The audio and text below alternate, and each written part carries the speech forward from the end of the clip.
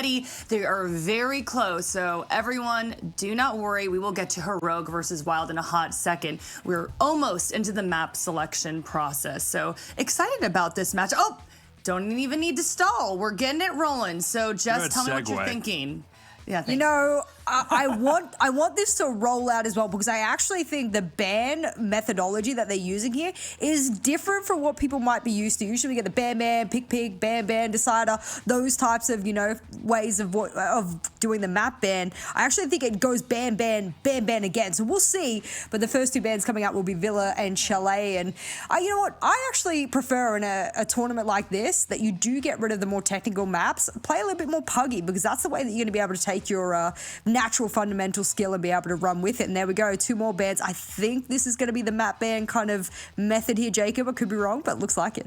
Yeah, that's what it looks like. I swear, I still want more Skyscraper and more border play, just because I feel like we haven't seen enough of it since those got reintroduced. So I'm sad those are gone. If teams are watching this, please don't ban those. Let's actually see more of those as the tournament progresses. But we start with Kafe. I'm down for that. I feel like this is a map that we've seen Heroic try, but not necessarily to a very good extent before. I want more Kafe, and I want more like massive maps. So maybe we see a bank come back into this rotation at some point too. I don't really know what Wild goes for, because what we've seen from this Wild team, if they head for Oregon, cool. This Wild squad with Corey and Aces on it has only ever played in one thing with those 2 players on it, and that was the qualifier that landed them in this tournament here. So we can't even look back at a lot of ban statistics for them, because there just isn't a lot of data like to pull from. We can look at Heroic. We can't really do the same for Wild.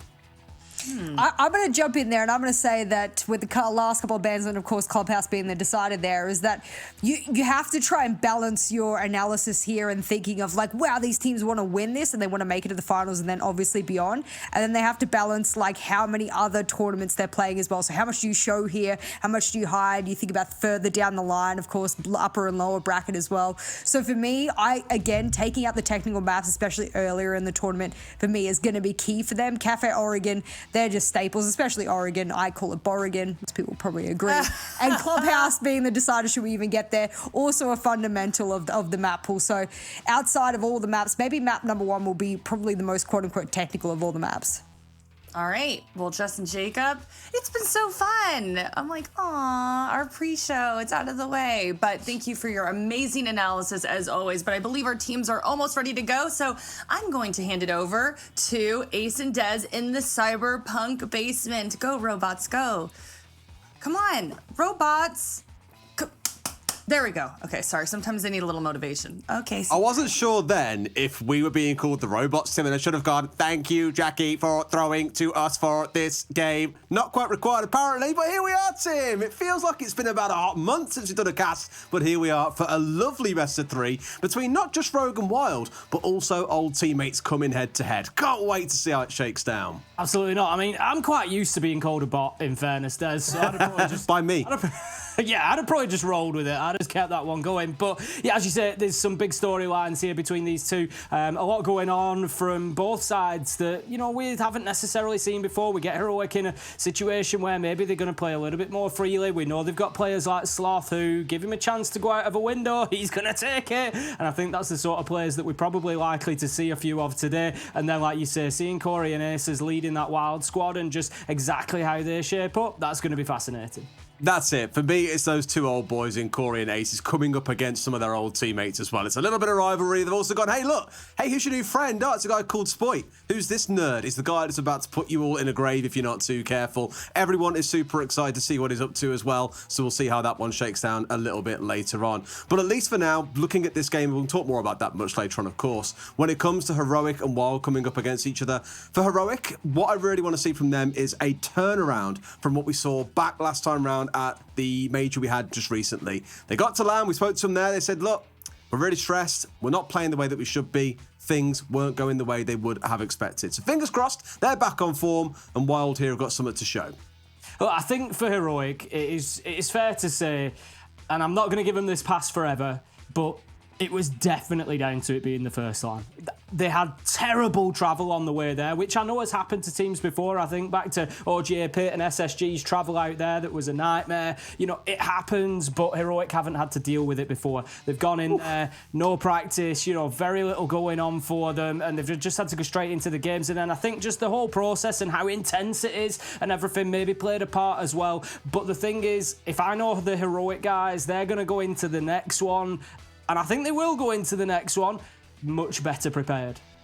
Absolutely. And just as a heads up, because some of you I no doubt are thinking, guys, we really want to see Spot, you want to see what he can do. Well, there is also a B stream on the go at the same time, where if you do want to see that second game, I believe that is Victor's coming up against Rogue over there, Tim. Here we've got Wild coming up against Heroic, so you do have 2 sets of games to watch at the same time. Fingers crossed while one's in a bit of downtime, the other one's still running. You can jump across and see what is going on. But here on this stream again, we are focusing on that Heroic versus Wild matchup. And as a reminder, Tim, it is that double elimination bracket as well. If you lose here, it's not all over and done with yet.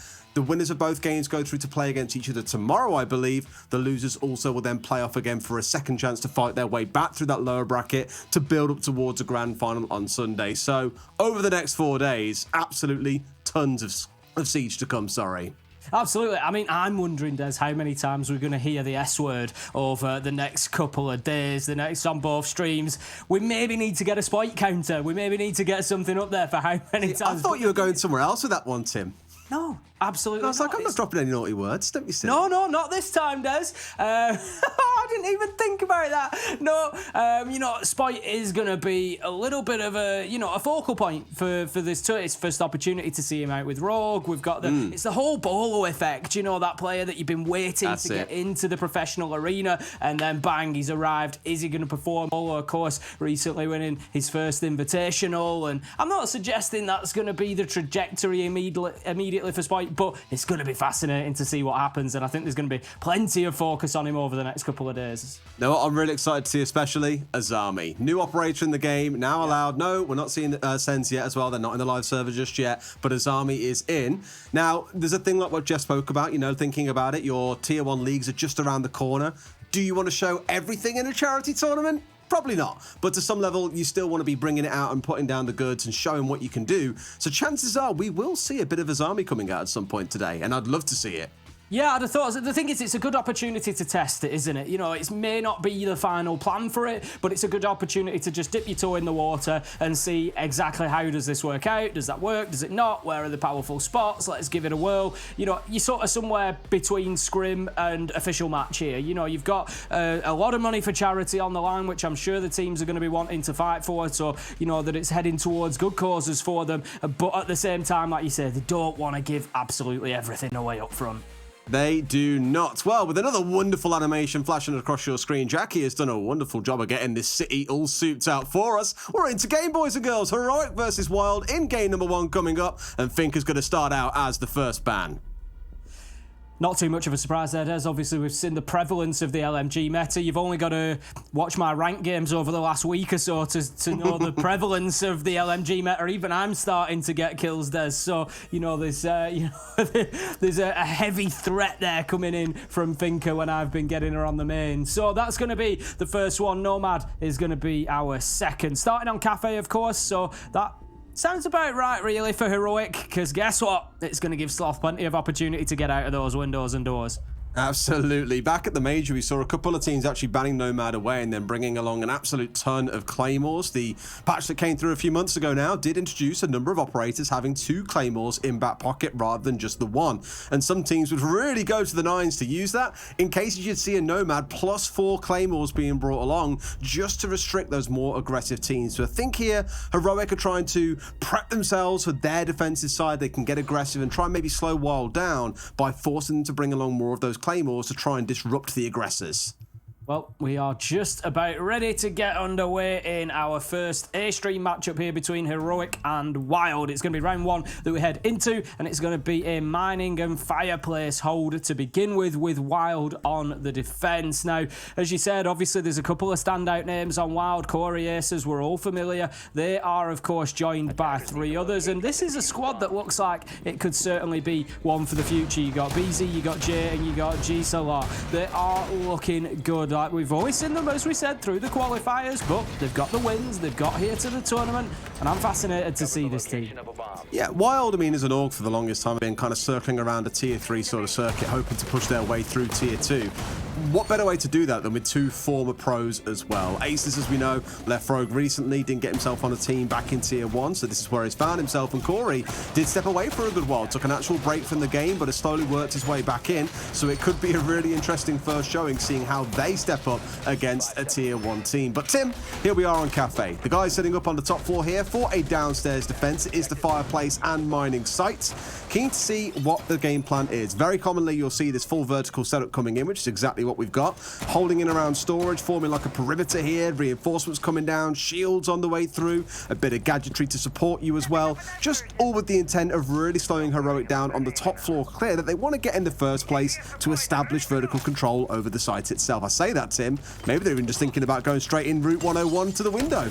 That's what I'm thinking here. Benja's lining up. He's going to get open, and that is indeed exactly what's going to happen. We expected aggression out of Heroic, and that's what they're going to bring us here. But it's WYLDE who come out immediately on top, managing to get themselves 2 frags to Heroic's 1, and that leaves us now in a 4v2 as Aces manages to get another, and it's falling apart quickly here, Des, as Heroic find themselves with only 1 left alive. It's Grizzly. He's got his track stingers out, but those are the least of his problems right now as he faces up to four players from the WYLDE side still alive. He's going to dip himself back outside and start trying to use a little bit of that 2 minutes. There comes the attempt at a jump out, and we're going to see the kill come in from Grizzly. You're not going to get away with that one so easily, but Grizzly, he keeps on battling. He's going to get the draw now. Yeah, beautiful read onto Corey on the jump out there as well, but an even better read by WYLDE overall so far. All of them vaulting in through the window. You had Jay upstairs, sat on minibar, who was like, well, I've got holes at my feet. I can see you coming through. It's all too free for me to spray down here and find a couple of kills, and that just completely shut Heroic down. Grizzly has managed to find 2, but he is down to a slither of HP. A single bullet. It's going to be Jay yet again on that vertical angle, just doing the goods. And this is that angle I was talking about, Tim. You got 2 on there jumping through the window, completely shut the attack down. A really good read by WYLDE to shut down Heroic's aggression. I've absolutely no idea how Grizzly managed to survive for as long as he did there. He just seemed to be taking bullet after bullet, but just kept swinging, kept himself in the fight, but ultimately it wasn't enough. I think that we'll see Heroic probably calm things down a little bit for round 2. They were obviously just taking the opportunity to get themselves in a little bit of shock and awe, and maybe just put WYLDE on the back foot there. But WYLDE were ready for it, Des. They were braced, they were prepared, they had their angles, and they came out massively on top of that rush. Yeah, I think often it used to be said the best time to rush is in the first rounds, catch them off guard, you know, really set the pace, because then you're wondering, oh, okay, are they going to do it again in round 2? You're seeing any kind of crazy hijinks. You don't normally expect teams to be that on the money from the off, so at least Heroic gave it a good go. Well, with that first round, then now move up to the top floor. It's going to be Bar and Cocktail. Jay taking a few shotgun blasts on his way through there, unfortunately. I think as he ran past Aces, who was inside a bar, getting a few things opened up. A very similar defense to last time. It's worth noting. The key difference for me is that storage itself, leaning in towards Piano, has been fully reinforced off and electrified. In the last round, half of it was left soft. There was a shield inside of storage to be able to challenge inside of Piano. But WYLDE are just saying here, nope, doors are closed, locks are sealed. You guys, I'm afraid, simply cannot get in. I mean, I'd be tempted to say the same thing after that first round, because they've really put a stone wall up against them there, and they've really given them the message that there is absolutely not going to be a way through their defence. They're going to be winning the gunfights, and they are going to be coming out on top. So no surprise to see WYLDE setting themselves up quite ready for that fight. We're going to have immediate pressure towards Piano. We've got Uno on top of the bakery roof as well. I think he's joined by the Maverick of Gorgona. Sloth's going to be on his way up, so there's going to be a mounting pressure coming in towards Piano to see how those initial WYLDE defences hold up. Looking very typical as well, isn't it, right? You've got Gorg and Uno out here holding off towards this kind of west balcony. You've got Sloth looking to challenge inside of Piano as well. Wouldn't be surprised to see one of those two players, likely the Maverick of Gorgona, getting on the minibar window to be able to get a lovely angle through onto Pixel, as you're seeing right now. Thank you very much, Marciu. And that's when Uno, with all the drone work done, should now go and join his team upstairs as they look to get a drop down into red. But you just saw the Aruni a second ago by the hell door, looking to challenge up here onto the new hatch balcony. So Sloth's got to be very, very careful he doesn't walk in blind there and lose his life. It's a long time since we've been able to say thank you, Marciu, Des. I know, right? Not had the pleasure of being joined by Marciu for quite a while, so welcome to the Observing. And we're going to... a little screen shake for us as well. Thank you, you're welcome, buddy. So Sloth, he's going to be working his way in from Cigar. He's got himself established. Now he can start looking out towards Cocktail. A lot of droning being done. Look how open that bar is, though. Every surface has been blasted away there to give those long lines of sight, but it's Sloth who comes away on top, getting that opener with a nice nade on to BZ. That cleared him. He was playing in Maestro spot, was the Valkyrie, and he was just sitting in there watching those black eye cameras, trying to feed information. So that could be a really crucial kill for Heroic, because it's just going to remove that element of WYLDE knowing exactly what they're doing, and it's just going to maybe put WYLDE on the back foot a little bit in this final minute. It is, yeah. I mean, it's coming to the point where they're saying, okay, we've lost one, but we've held on for the longest amount of time. Now Ace is the one looking to get aggressive, but no, loses out from the skylight. That's your 101 there. You've got to know those angles, and he's been punished. 2, 3 kills reigning for the side of Heroic. GSLF finds WYLDE to let all by himself. Benja just comes up from white and finishes him off as well. A very comfortable second round for Heroic. Yeah, looking good for them there. Just a complete... The thing is, we've got to write off round 1 to a degree. They rushed in through the window. They tried to see if they could just, you know, cheese it out effectively. The smoke canisters went down. They went looking for a plant, no doubt, and it didn't pay off. So now... round 2 onwards is where you start looking at it thinking, right, okay, fair enough. Heroic have now turned up to play. It's getting a bit more serious, and they did very, very well there. They were able to dismantle that defence 1 piece at a time effectively, as you say. Ace is just overexposing himself to a popular angle on Skylight. Got to be careful of that WYLDE here, because Heroic are a team that will take advantage every single time you offer them an opportunity like that. Absolutely. Again, just showing that real caliber, the sort of thing that got them a top spot in EUL at the end of stage 1. And sadly didn't really correlate into a performance at the major, but hey, these things take time. That was their first land. We'll see how things build moving forwards. Speaking of moving forwards, in round 3, we are going to our third site of the game. I do wonder if we're going to see all 4 in this first half, Tim, because this third site is Reading and Fireplace. After this round, they could well step down into Kitchen, treating Mining as a little bit of a surprise, kind of coming out of nowhere. But on this site, you're going to see much the same we spoke about before. A hold on the upstairs, a fully reinforced off storage area as well with the Aruni, helping to provide a little bit of anti-ranged utility here, taking some of those nades out the sky, hopefully, or at the very least, slowing the side of Heroic down. So Heroic have got to work their way across that 3rd floor, get vertical control, and then look for their plant, most likely inside of Reading.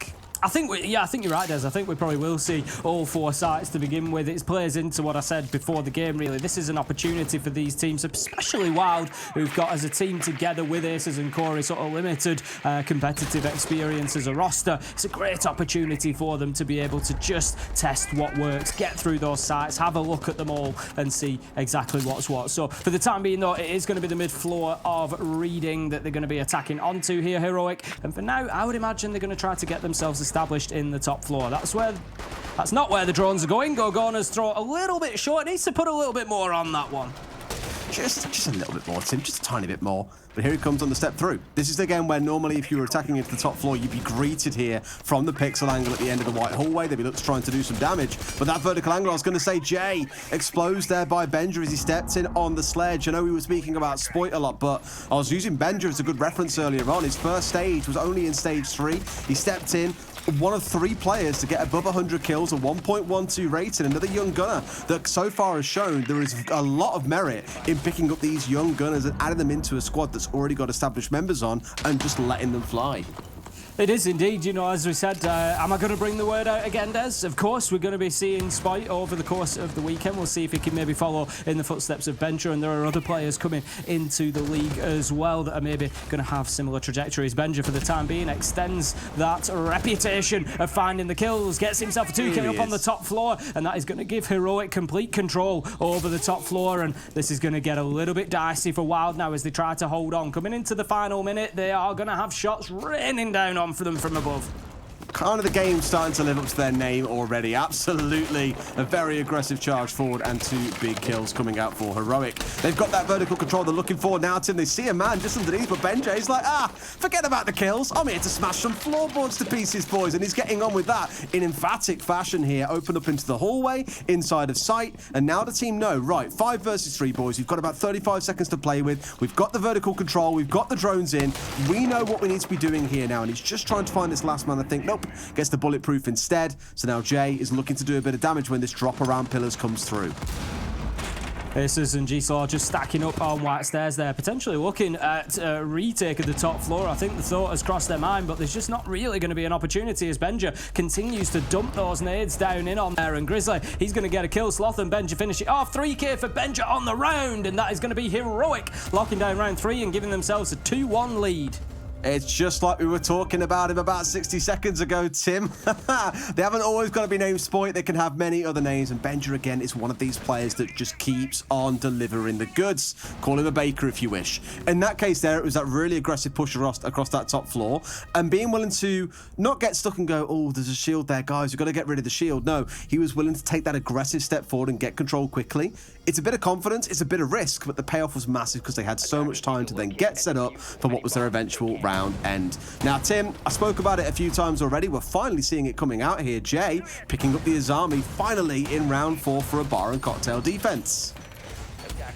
Well, let's keep a close eye on exactly where those gadgets are deployed. We'll see, obviously, for anybody unfamiliar with his army, if you've maybe, coming back to Siege or you've not played before, you've not seen this operator in action. She's got some kunai blades that she can whip across 1 room, 2 rooms, 3 rooms. She can throw them across the entire map if she wants to. And when they hit a surface, they're going to expand into, there you go, thank you very much, a circular shield. And it's just going to provide cover. Now, that is bulletproof. It can be smashed with 3 melee hits, or it can be taken down with any sort of soft destruction, so your grenades, your ash charge, your Zephyr, explosive canisters, any of that will take that out, but it just provides that mobile cover that you can just completely change the geography of a site, really. I'm a little bit nervous about the cover behind that Kiba barrier coming out from the minibar window. I kind of feel like that leaves you a little bit too exposed, and the castle barricade going off late was an interesting one. Rather than getting it blown away, they wanted to recover that actually, so of course that now goes into the back pocket of BZ. That's interesting, and I think I haven't really seen a team try and do before, being so desperate to protect a castle barricade, but hey, if it works, what is the complaint? Worth noting as well for his army, of course, she gets those Kiba barriers back on charge, so you can't just immediately run out and set up and drop down 3 or 4 of them. I think he's just got the 3rd or 4th one back online now, so he's going to keep on building up his setup there inside a piano. It's like a sprawl, you just can't stop it. In fact, Marcio, can we take a look inside a piano, please, just to see what he's done with that 3rd one? I'm pretty sure he's got it angled somewhat towards the window. Okay, interesting, so he's got himself a bit of a deeper angle here, so actually, he's now got 2 or 3 positions that he can play in around these barriers, where normally you put something like a Maestro cam, he can play around here very securely.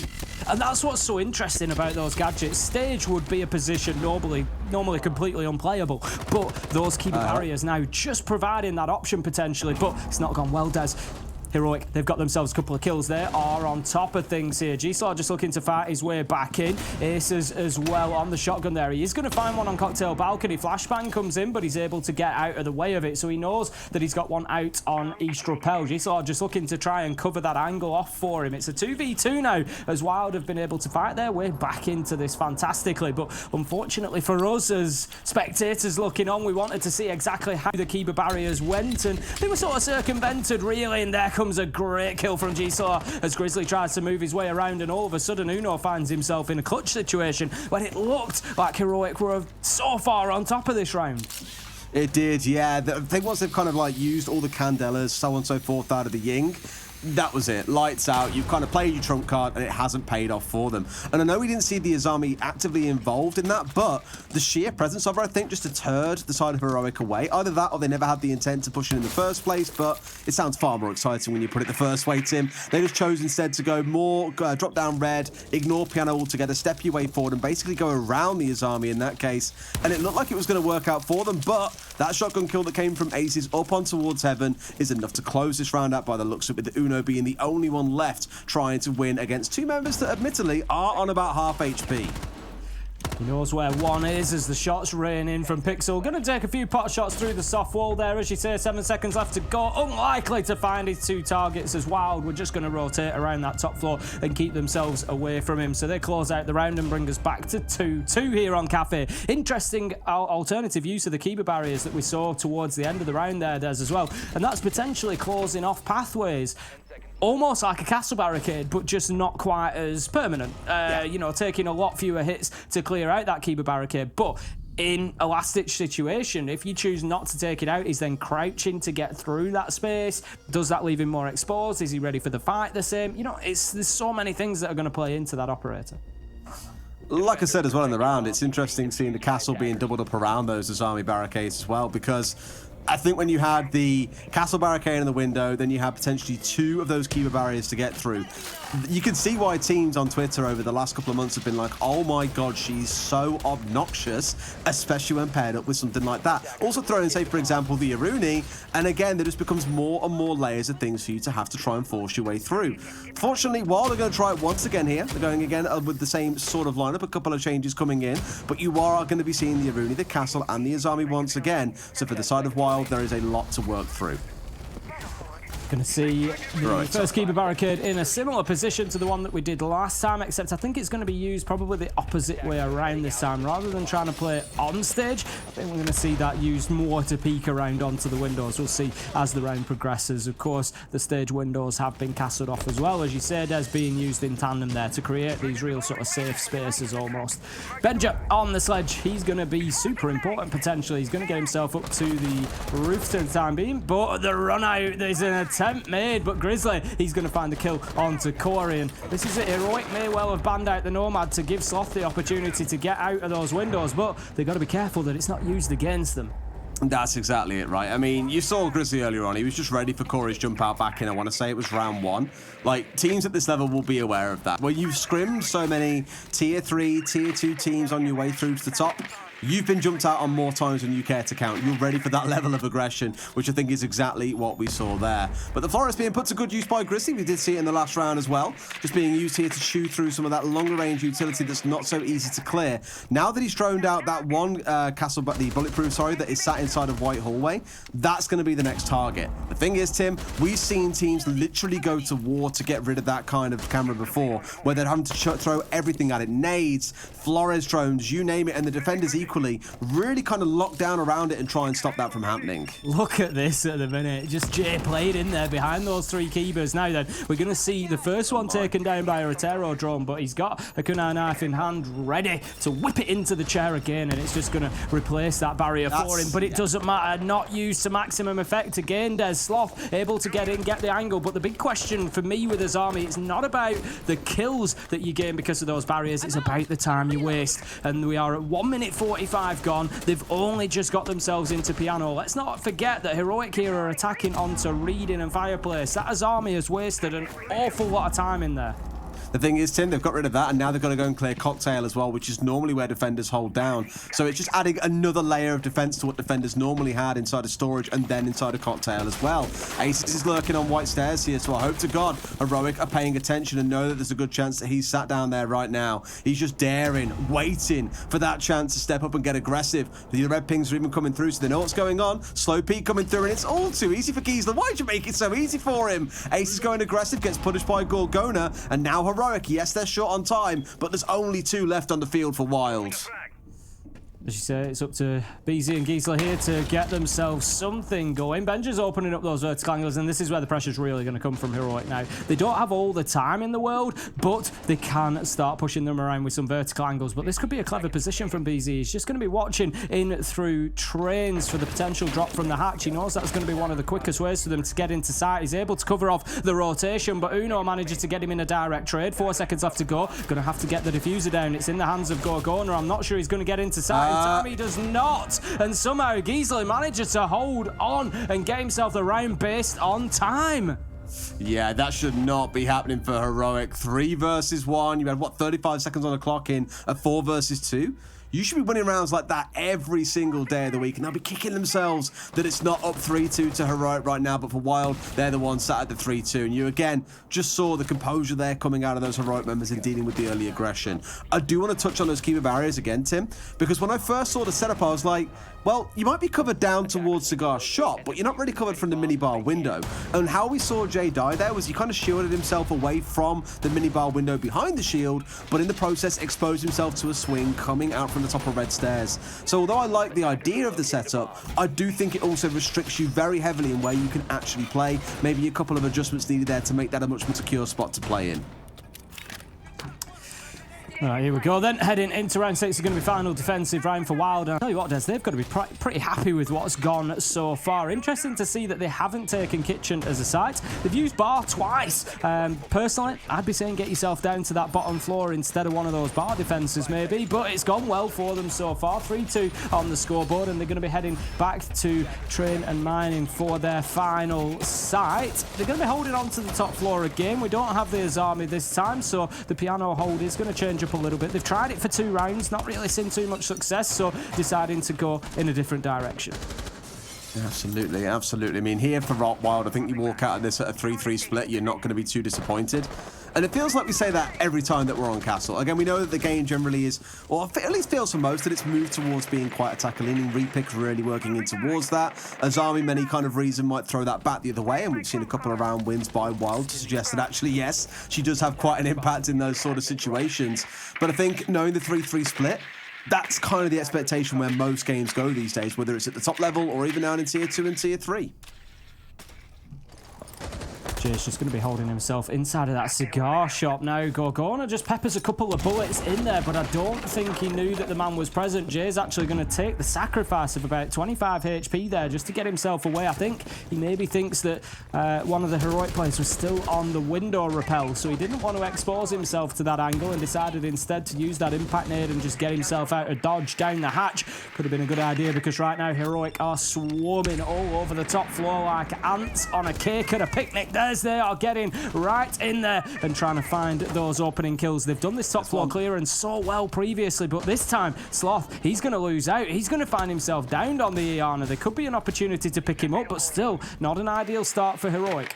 Nah, and think about it, in most games, Tim, this wouldn't be an issue if you had a Finker on side. You'd be like, oh, okay, let's pop the boost. Teammate back on their feet, little bit of extra heal, onwards we march. But that's going to slow them down for a good 15-20 seconds there. He is now back on his feet, was rezzed up. But again, it's just slowly stripping away the time from a team that has shown in that last round that time can really work against them. They can't get the plant down in time. It can sting them from time to time. So really here, it's got to start seeing Heroic get a bit of a jiggle on.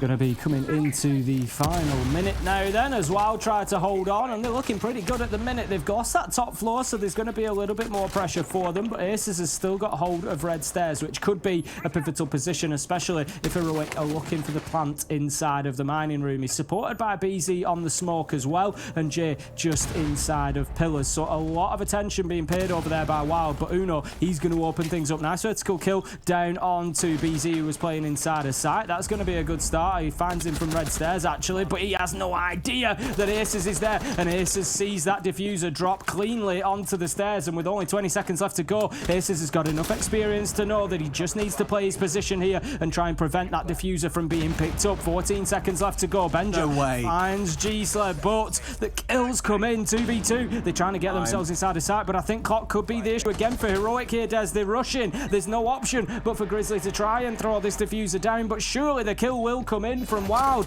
He manages to get it down, but it's a fraction of a second too late as Jay closes it out, and that's going to be the round for WYLDE. 4-2 on the half. Yeah, man, cool. Ace is the terror of red stairs. Jesus.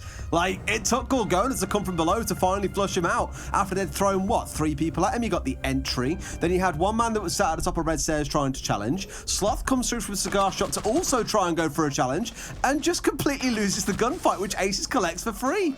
Again, it took a long time for them to get that back, but after you've lost 2 members, you've lost about 30 seconds doing the red stairs dance with Aces, that round is already done and dusted. We're going to be heading into the second half of our game here as Heroic head onto the defense. We'll see how happy they are with those 2 attacking rounds, but I'm going to give a guess that maybe not very. I'm interested to see what Heroic bring to the table now, though. Of course, taking the Nomad ban to begin with, it's just signalling that we're going to see some aggression coming out of Heroic here. They're going to be looking to get themselves out of windows, out of doors, have the run outs, just make WYLDE feel really uncomfortable outside of the map, let alone trying to get in. And Kafe is a difficult one to deal with that, because you've got those long rappels there. You've got to get yourself all the way from the base up to the rooftop, and you're exposed for a lot of that time. WYLDE, though, they really should have read into this. They should have seen that Nomad ban. The reputation of Heroic is no secret, so I'd expect them to be ready. Yeah, the one side to think about it is, as you kind of mentioned about trying to get up in their faces, that's exactly what will happen for both sides, I think. Because Heroic, with that Nomad ban coming away, are the ones who want to be utilising that. All that said, they have got a very dug-in comp here, right? Sat again, like we did see for WYLDE, behind the Azami and the Castle. The Wamai still joining on side. More anti-nade utility in the form of the Jaeger, and also screaming here in behind a Mute. Like, that's going to slow the Flores down and nothing else as well, and stop them getting rid of utility with those drones for free. So this could be a real sticking point for the side of the attackers, who will need to use a lot of range utility to get these things cleared away. That's why you've got the Ash. That's arguably why you've got 4 nades coming on side as well. They really want to make sure they don't get impeded here by these Azami setups. Drones going in then. WYLDE just looking to get themselves as much information as Heroic were playing behind at times. There we go. You can see Ace is just putting that to use. He sees the man just dipping out of reading, but will get back to safety before that challenge can come out. But it's something that WYLDE need to think about here. If Heroic are playing underneath, looking to hold those verticals, they need to be careful. There's no nitro left in the hand of Uno, so that's not going to be too much of a threat. But with that shotgun, holes can be opened up easily enough to give that vertical denial that Heroic might be looking for on the defense. Benja, for the time being, going to be playing at couches, going to be holding a real long angle there, and the keeper barricades as well, just making it difficult for them to get in here. But Aces, he manages to find his man. That's a very long shot through onto Benja. Absolutely, this is Nade tucks in and catches Grizzly, gets his way through. A triple kill for Aces in the round. You thought this man might be done, well, he's telling you here, he ain't quite done yet. Pulling all the work in for WYLDE, who surely move up to a 5-2 scoreline here on Kafe, Tim. Bearing in mind, again, it's a best of 3. There is still a long way to go, but what a wonderful start for WYLDE. 5-2, and looking well on their way to a potential closeout here. Just 2 more rounds required, Tim. First attacking round that we see WYLDE. They get in, they get opening kills, they get diffused down. Great performance from them, as you say, looking sharp here. Aces particularly going fantastically well at the minute, getting himself up towards double figures inside of that round, and just really starting to dominate Heroic at the minute. Just put them on the back foot, and they're just struggling to find anything, any room to breathe here, anything to get going. I mean, that long angle that Benja was holding through from couches, and Ace is just able to shut him down from that cocktail window. He's really firing today. This time, we're going to be seeing Kitchen for the first time today, round 8, and Heroic are going to take us all the way down to the bottom floor. This is the funny part, right, is you look up and down the leaderboards on the left and right-hand side of your screen. Aces is kind of the one anomaly that's standing ahead, Benja lagging in just behind him as well. But outside of that, excluding BZ and Gorgona, everyone is getting involved in this game. It's not like it's coming down to the old boys of Corey and Aces to do it all by themselves. You're still seeing Jay and G-Slag really getting involved in the game and making an impact as well. Everyone is. And that is what I think makes for a really exciting team-based game. You know, it's all fun seeing someone walk constant 2Ks, 3Ks, 3Ks, 4Ks. It doesn't always make for the best game. So what you're seeing here, I think, is a really interesting use of setups, of team-based play, of running that clock down, really showing the beautiful side of Siege, in my opinion.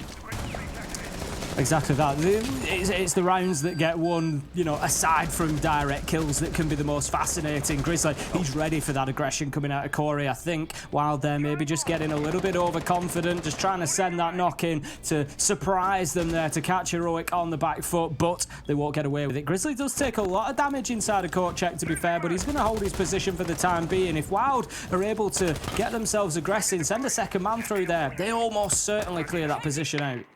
Someone's a bit of knock-knock there, Tim. I'm doing the joke to you now. Knock-knock. Who's there? Knock Corey.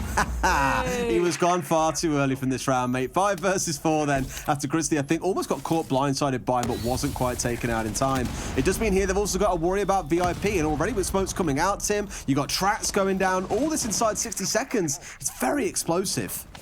It certainly is. Aces is looking to get back on those drones just after the first minute, but it is now a strong advantage for Heroic. They don't spot out Gorgona, who's able to make the peak from White Stairs. Grizzly manages to get a second with only a fraction of health left. He's really maximising those hit points there as he takes them into a 5v2, and Heroic seem to have woken up in round 8 here and are starting to fight back. They're going to need to continue, because even with this round, they will still find themselves a couple of rounds adrift. Now then, they know that there's a man inside VIP. I don't think, honestly, that gives them that much information. They'll have known that he was there anyway. They can do nothing about him, as Benja, the man inside VIP, even though he was spotted out, still manages to get that kill, leaving BZ now in a 1v5.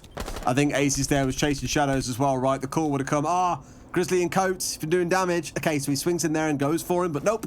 Benja is across towards restaurant side and gets an absolute freebie. Beezy, as you say, is left all alone here, held in by this kind of 3-point angle coming up from Heroic. They haven't been able to deal with this player that sat on white stairs. It's an easy closeout. Heroic can start a bit of a fight back. 5-3 with a flawless round in round 8. Just exactly what Heroic needed there, I think. You know, it was perfectly timed for them. Really strong round, flawless coming out, and just sets them up now to start on that comeback trail. But the way that WYLDE have been looking at the minute, I think that we are going to see a good, solid response come out of them over the next couple of rounds. I don't think they're just going to roll over. They've definitely been on top of things so far, so they'll be looking to get themselves that match point opportunity. If they can do it here and now on Reading Room, then all the better for them. They've attacked bar successfully. They've failed on kitchen. So this one for me leans in the favour of WYLDE, given that they've already done a top floor clearance very well. They've taken that site, they've got the diffuser down, they've shown a real capability to do that. I think they will probably do the same here, where we're going to have quite a long period of time for Heroic to hold on to that mid floor whilst they've got that vertical pressure above them. What I found really interesting seeing the Azami so far is every round she's present in, everything becomes about her. Where the attack starts, what it avoids, defenders pile utility around those keeper barriers. She really just kind of become the center of the universe in that round. So let's keep an eye on Sloth and see where he puts down those keepers. If they're put in more standard positions looking in towards the bar, for example, then sure, you'll find it's just part of a normal setup. But like it's looking out here, I think this is already screaming towards it's going to be another piano hold coming through. Sloth deploys a couple of the keeper barricades inside of Piano there. An interestingly different one from the one we saw from WYLDE. So this is what I love about when new operators come in. It's, you know, yes, the teams are both using them and in sort of similar ways, but you just get those small variances, those difference of ideas about how exactly best to go about it. Sloth placing one over towards small bar as well as on the stage area, but whereas WYLDE just tried to lock down the entirety of stage. Now then, Jay, he's on the knock this time and he's looking to get himself up towards mining door. He does have an opportunity. Drone is going to go in and that might just signal his presence because there we go. He sees his man. Uno's going to take a lot of damage, but somehow Uno able to swing 180 and get the down onto Jay. That's unreal. I mean, admittedly, Jay had a much smaller space to work with, like the width of a stairway, whereas Uno had a whole room that he could work his way through. But my God, what a swing out of Uno. Doesn't get the finish off as Jay is now back up on his feet. But that'll be a nice reminder for Jay. Don't step up here unless you really know what you're going for. Worth noting, we've got the, I think we've got slightly different rules for cosmetics as I see Nock walking in with a brown paper bag over her head, Des. Benja, he's going to find aces with a beautifully tight angle there. Jay, oh no, only 20 health, so it's not necessarily as bad as you think, but just missed timing that nade a little bit. He's going to take his own life, leaving WYLDE now in a 3 versus 5 at the halfway mark. Well, Beezy's working his way in through mining here as well, where we previously had Uno sat. I don't think they're super aware of the one player here that sat inside a cave, just lurking around the corner. I imagine it's Uno with a shotgun out in hand here, just daring them to come for the step forward, and that could be a real stinger. They seem to be slightly aware, but here Giesler's getting himself into a fight and not looking super good, down to about 5 HP. Uno looking for the step out, but Beezy was holding the angle, all too ready. 4v3, Heroic on top of this one still, but WYLDE just starting a little bit of a fight back. The Banshee is going to signal the presence of Corey, but I'm not sure that there's any defenders close enough to actually hear it and be aware. BZ, there we go. Manages to find an absolute beauty through that vertical angle, but Gorgona is there and ready, willing to trade it out, and he uses the shotgun fantastically well to do so. Corey tries to get aggressive, but no, Gorgona manages to flip to the SMG, getting a kill with both primary and secondary inside of heartbeats before Benja closes out the round, and that's going to be Heroic one step closer to that fight back. It's 4-5. I think both teams have had at least one round now where on the middle floor attack, they've just ignored the top floor entirely. Think back to Jay in round 1 when Heroic came with the rush and he had the vertical angles ready. He got 2 or 3 kills from up there. We've just seen Benja do exactly the same. Admittedly, Jay didn't have the Azami on side and Benja did, but that only really just helped to make sure he was extra secure up there. There was no real attempt by WYLDE to get him cleared away, so we couldn't abuse those vertical angles and pick up those kills for free. Really well held by Heroic, but WYLDE a little bit too single-minded there, I think, in their approach towards the site. Round 10, and we look like we could be heading towards seeing all 12 and possibly beyond here as these two teams keep fighting, looking to gain control of Kafe. But the last 2 rounds now have gone in the favour of Heroic. They've won both of their sort of sets of rounds, if you will. The 4 rounds that have come have been in pairs. It was 2 rounds back in round 2 and 3, and then they've had round 8 and 9. So by that trend, we would expect WYLDE to be able to get this one done and put it on the board. But they certainly are struggling on the attack. They got themselves there first, but then have not been able to get anything going since, and Heroic have been pretty convincing in the rounds that they have won. So round 10, they're going to be holding on this time to Dining and Mining Room, and they will again be looking to keep that top floor locked down. So we are enjoying the full breadth of the map at this point then, Tim. Haven't seen all 4 so far, and I do enjoy seeing a good mining site every now and then. We don't see it all that often, admittedly. It's is the least popular site on this map overall when you look at the stats around the world. But some teams do come up with really interesting defenses for it. Now, looking more towards the attacking side here, with that Nomad banned away, you've seen Gisela pretty much relying solely on bringing the gridlock in this entire second half. Not something I thought we'd see. She'd have a small change recently as well, I believe. Nothing massively significant as Sloth steps across and finds Jay already on us. Those calls ring out, but no one's answering. No mute on side to get them shut down. So Sloth's going to keep his gun up here and just look to keep on going for the challenge. Jay falling into one of the oldest Frost mats in the book there, I think, just inside of the site window. If you know that Frost is on the board, you should know that there's an opportunity for a Frost mat. And I think, Des, that Sloth has just actually nipped in and put another Frost mat down there, and that might just catch WYLDE out should they go through that window again, because they are not going to be expecting it as it's already been cleared. I'm not sure if it went down behind the window or somewhere near to it, but there was definitely one being placed. I think it was the one just in behind the reinforcement that we can see there that Sloth put down. So he's going to be looking to catch another leg inside of that. We'll see whether he gets away with it or not. Just going to take a second to deny that incoming call. Dokkaebi just hitting that global button once again to make it a little bit difficult. Just to pause Heroic, freeze them on the spot, and maybe give a little bit of information away as well as to their location. Benja hasn't been cleared out from Piano yet, and I've just got a feeling, Des, he's going to be pivotal.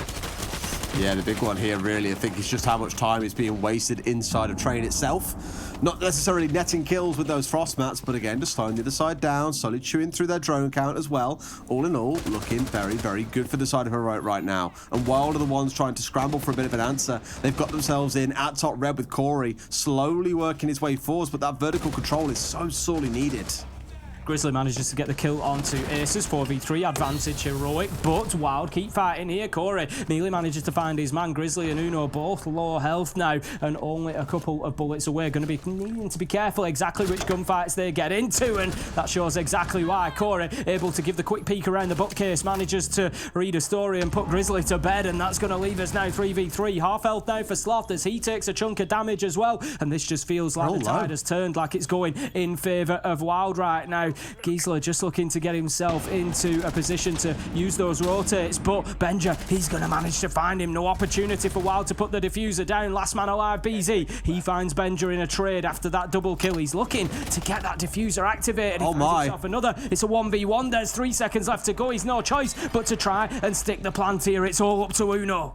Oh, and this is so smart by BZ as well. He's up on the table. The C4 might come out, but I don't think it's going to find the man. Hoping when he steps off the table, it might get him, but no, the timing's not there. BZ still holding up high on the table. The floor is lava, and that lava ain't touching those wonderfully shiny boots. BZ now gearing up, waiting for this push to come in from Uno, but is he aware as exactly where he is? I think now Uno has the idea that he is inside of Train. 25 seconds to play. He's got about 15 seconds to find this kill. In he steps to BZ. What a play coming out.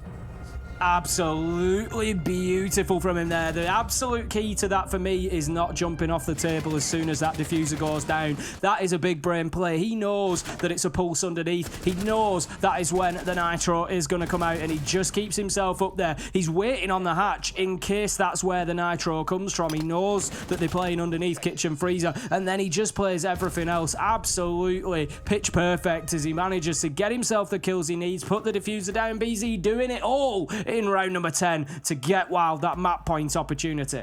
Just an incredible 1v3 overall, but it's the second round now that we're looking at where it just feels like Heroic you shouldn't be losing those. We spoke about the 3 versus 1 earlier when they let the clock hit 0. You've had this round just now where, again, you were in a 3 versus 1 and it's gone against you. You know, in a slightly different universe, this is currently 6-4 to Heroic, and Wild are the ones battling their way back in. Understandably, Heroic want that timeout. They want to have a conversation and get things right because they have no more lives left. They lose another round, they're done, and Wild take Kafe. We've seen a tactical timeout come through. I think it's on the side of Heroic. They're just saying, you know, we have no more mistakes left now. There is no more opportunity for us to be losing rounds. We need to get this done. We need to get it done here and now. No surprise, I think they're going to be heading down to Kitchen for their next defensive site. It's one that they won quite emphatically previously. But interesting, as I commented before that round, Heroic have only been able to win rounds in 2s. They'd already won their 2, and then Wild able to come back and continue that trend. They get themselves one, and the last time that happened, Wild went on to win 4 in a row. So let's see as we head into round number 11 whether the floodgates are going to open for Wild and they'll get this one finished off. Absolutely. Well, this could be where they do it, Tim. It's downstairs in the kitchen, cooking up a map 1 win. Wild, the ones who ultimately hold the chef's knife in this situation. Again, going back towards a lot of what we've seen work out for them. BZ, why did you step away from the DKB? You've just solo won a round. Absolutely commit. And Giesler once more bringing along the gridlock. So things not changing away massively from how they did previously. Heroic here, Tim, I really feel we've got to see some more early aggression out of them in a way as well. You know, several cases here, they've just sort of sat and let Wild make the play. And we know what Demo loves to say, make the play or the play makes you. And right now, Heroic are being played.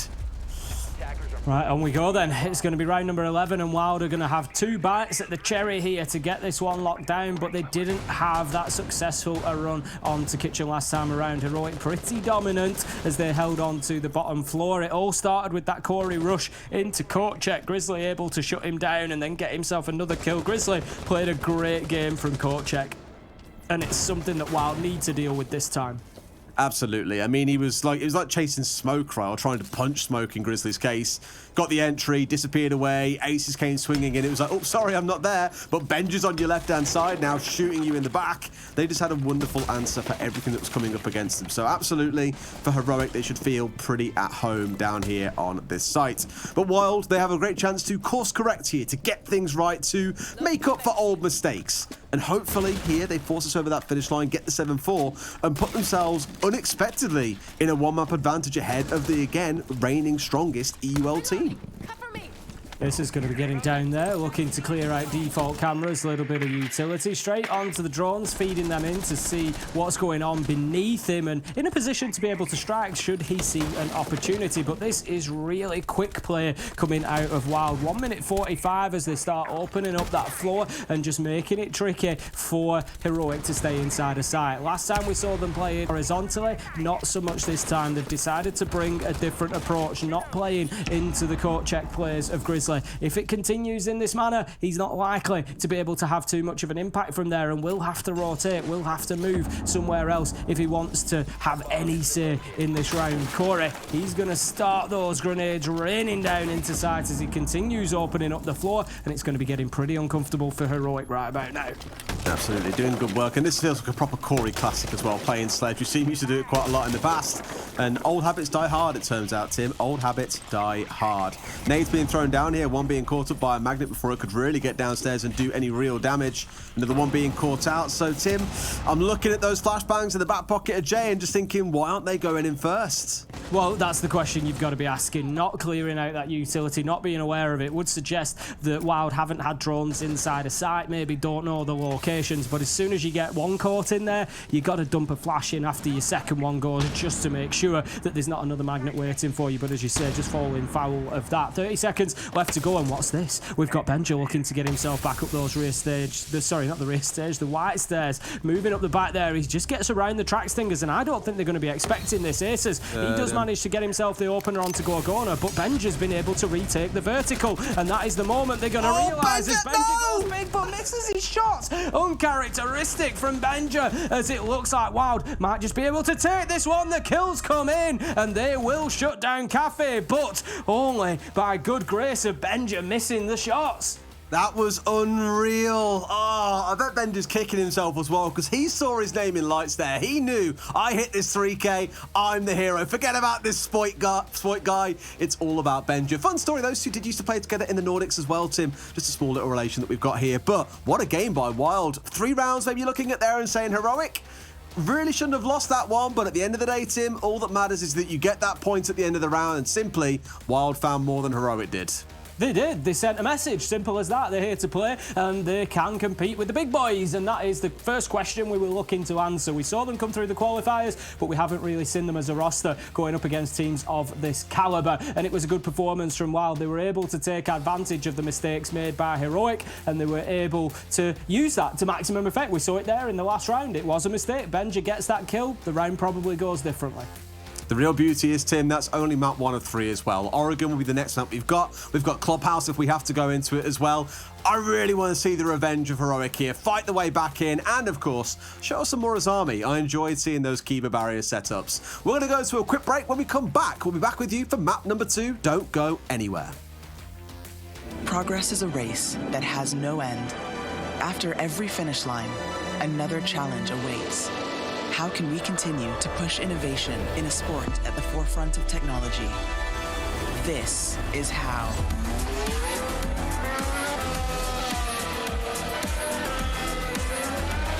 Discover how Aramco and the Aston Martin Formula One team aim to meet Formula One's sustainable fuel targets.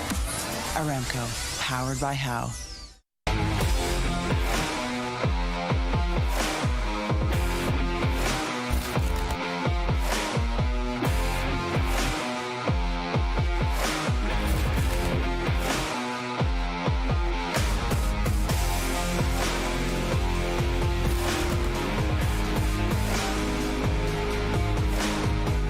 We know you hate it when you have to wait to get back into the game, but the wait will end in seconds.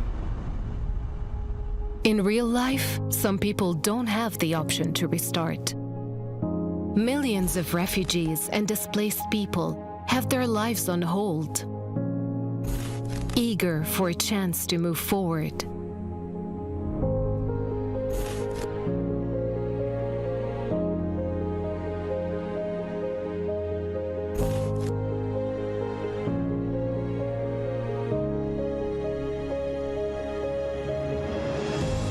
There are 84 million people around the world who were forced to flee due to war, conflict, violence, persecution, and climate change. And we are here to serve them, working day and night to provide them with life-saving aid and support. And you can be part of it. You can help people forced to flee gain access to life-saving aid like shelter, food, water, medicine, and much more. Donate to UNHCR. Help refugees and displaced families rebuild their lives.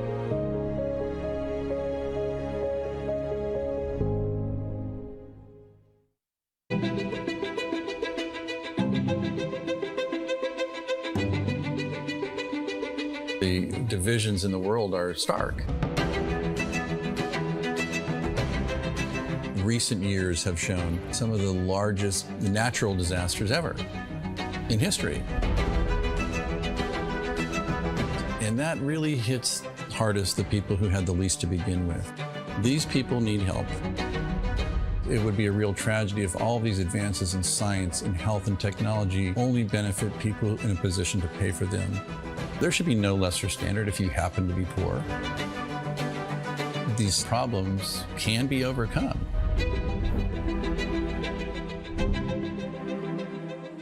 Direct Relief is a humanitarian, nonprofit health organization. The focus has been on the least fortunate, most vulnerable people. On a good day, things are tough for a lot of people in this world and in this country. And what we can do is mobilize private resources for their benefit and make it available free of charge. We're the first nonprofit in the history of the United States to obtain accreditation just like a commercial distributor. And it's been expanded geographically to every country in the world and every state and territory of the United States. What's now Direct Relief officially was started in 1948 as a private effort of a war immigrant businessman named William Zimden. The basic guiding principles of a war immigrant businessman really influence what Direct Relief has done ever since. And they begin with just serving the people who need help. We have this great privilege of engaging with people who come in from very different backgrounds, but with the same purpose of trying to just do something good. It doesn't matter if you're typing or talking on the phone or working on the warehouse floor. They're all part of an effort that means something bigger, and that is the fuel that kind of keeps you going. It gives you some sense that there is a way to make meaningful progress, even for a little organization that started at a kitchen table, but that's what provides motivation in life. The notion that many people, just by virtue of where they're born, the color of their skin, the country they live in, they're going to get sicker, they're going to stay sicker longer, and they're going to die sooner. That's pretty good motivation.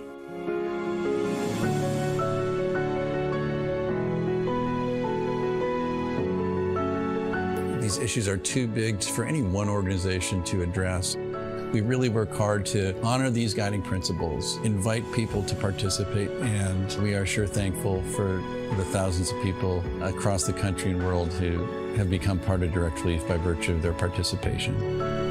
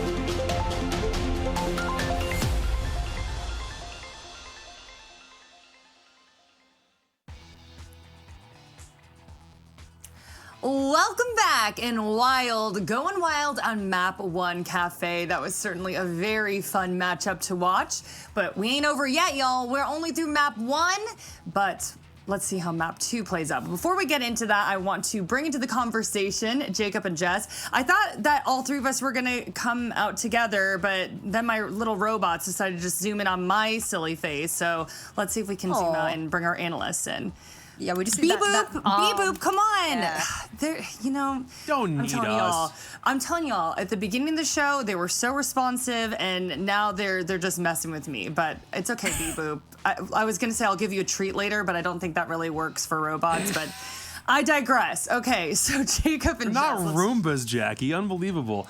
oh my gosh, they're a higher level than Roombas. Can we say Roombas on the stream? I thought that was like licensed, and we shouldn't say that.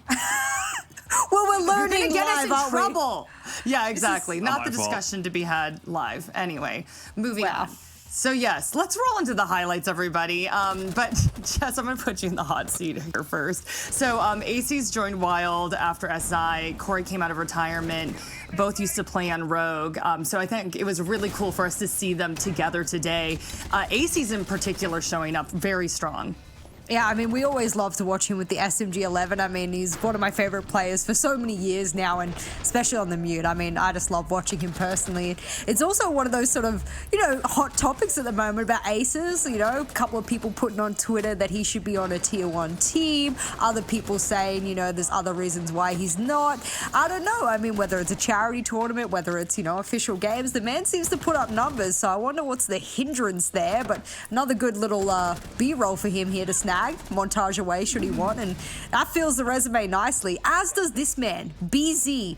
Loving BZ. Don't know BZ, too well. Obviously, I mostly watch tier 1 gameplay, but I tell you what, he's going to be an interesting one, and yeah, the Talon skin there, love that as well. And you know what? I actually wanted to start off the conversation talking about Izami. Jacob, this is so cool. This is like our first time seeing her in action, so... Yeah, we were looking for when she would enter the competitive fray, which is now because we might as well. We only have I think a couple of days until the next season launches, and then by that point, both Azami and the new operator Sens are going to come into the fray at the same time. But for Azami, we're like, how meta breaking is she going to be exactly? I think in this game she was only used maybe 2 or 3 times. It was just upstairs on piano, almost as if you're using it like a supplement for deployable shields. If we just see Azami get used kind of like the old Goyo used to be used, by having the ability to just to plant multiple points of cover down across the map, it could be a very just more flexible version of Goyo from how we saw him played when he had those shields. But aside from that she only got used in those couple of rounds, and that was it. So Kafe might not be one where she's used where she is utilized very much. We'll just have to find out. I mean, you got to take away so much there as well if you're going to put an Azami in your composition. Think about how much you need on the defensive side already. You also then lose intel. I don't know. I'm not fully sold on putting her into, competitive gameplay at the moment.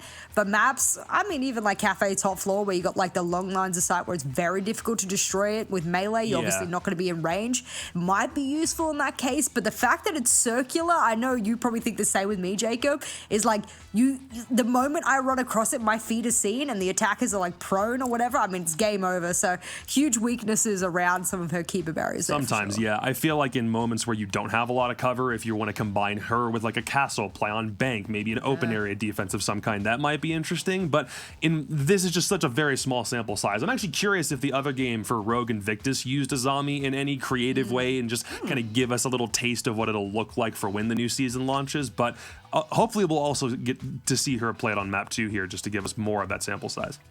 Yeah, I'm glad that you mentioned that. For anyone watching Stream A here, we also have Stream B. A lot of great matches going on. But guess what?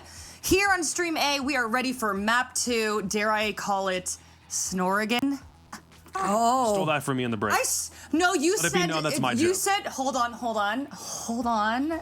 I did. I would like to say kind of manipulate it because Jess said Borrigan and you said I say Borrigan. snore. You said snore, and then I thought, you know what? I'm gonna say Snorrigan.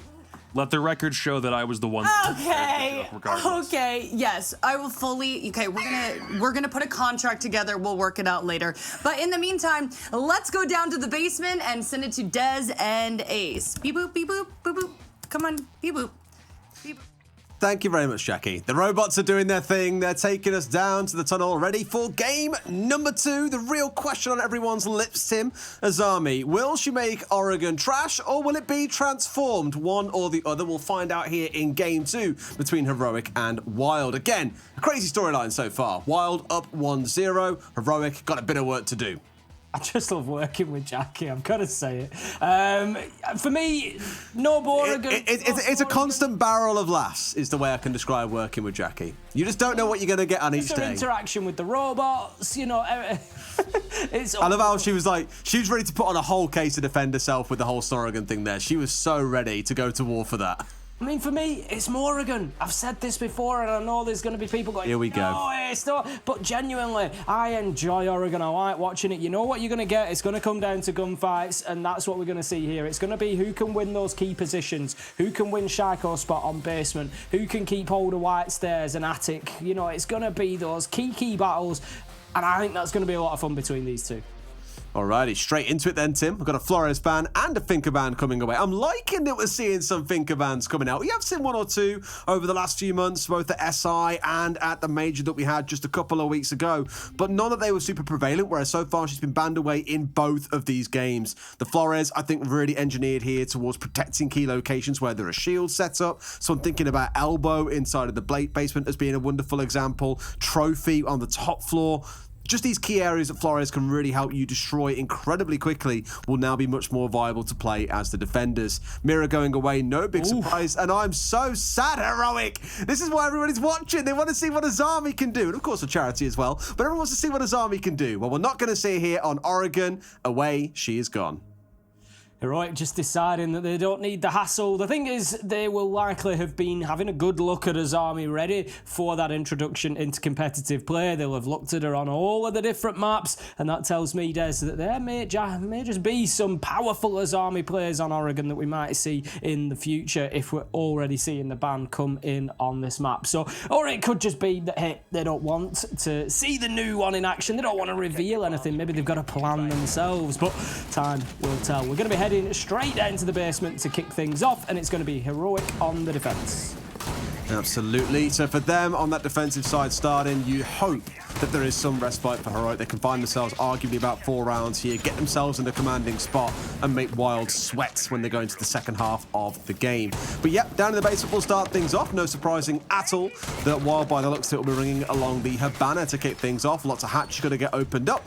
Very commonly, you'll see teams try and get control of the meeting hatch. They'll try and get the security hatch. They'll then work their way through to the lobby hatch. Yes, Marcio, I can see it. Don't you worry. That hatch has been opened up. The reason why you're seeing this meeting hatch being opened is because some teams will now try and play a full 3-story roam, or at the very least, they'll sit and play inside of meeting itself. But overall, wouldn't be surprised to see 1 or 2 players heading upstairs here, looking to do a bit of damage around attic itself and just force, there we go, it's Uno, and just try and force the attackers into working their way through this top floor first, and then you can drop yourself away back down towards site. Very similar to the SSG roam that you sometimes see on Clubhouse.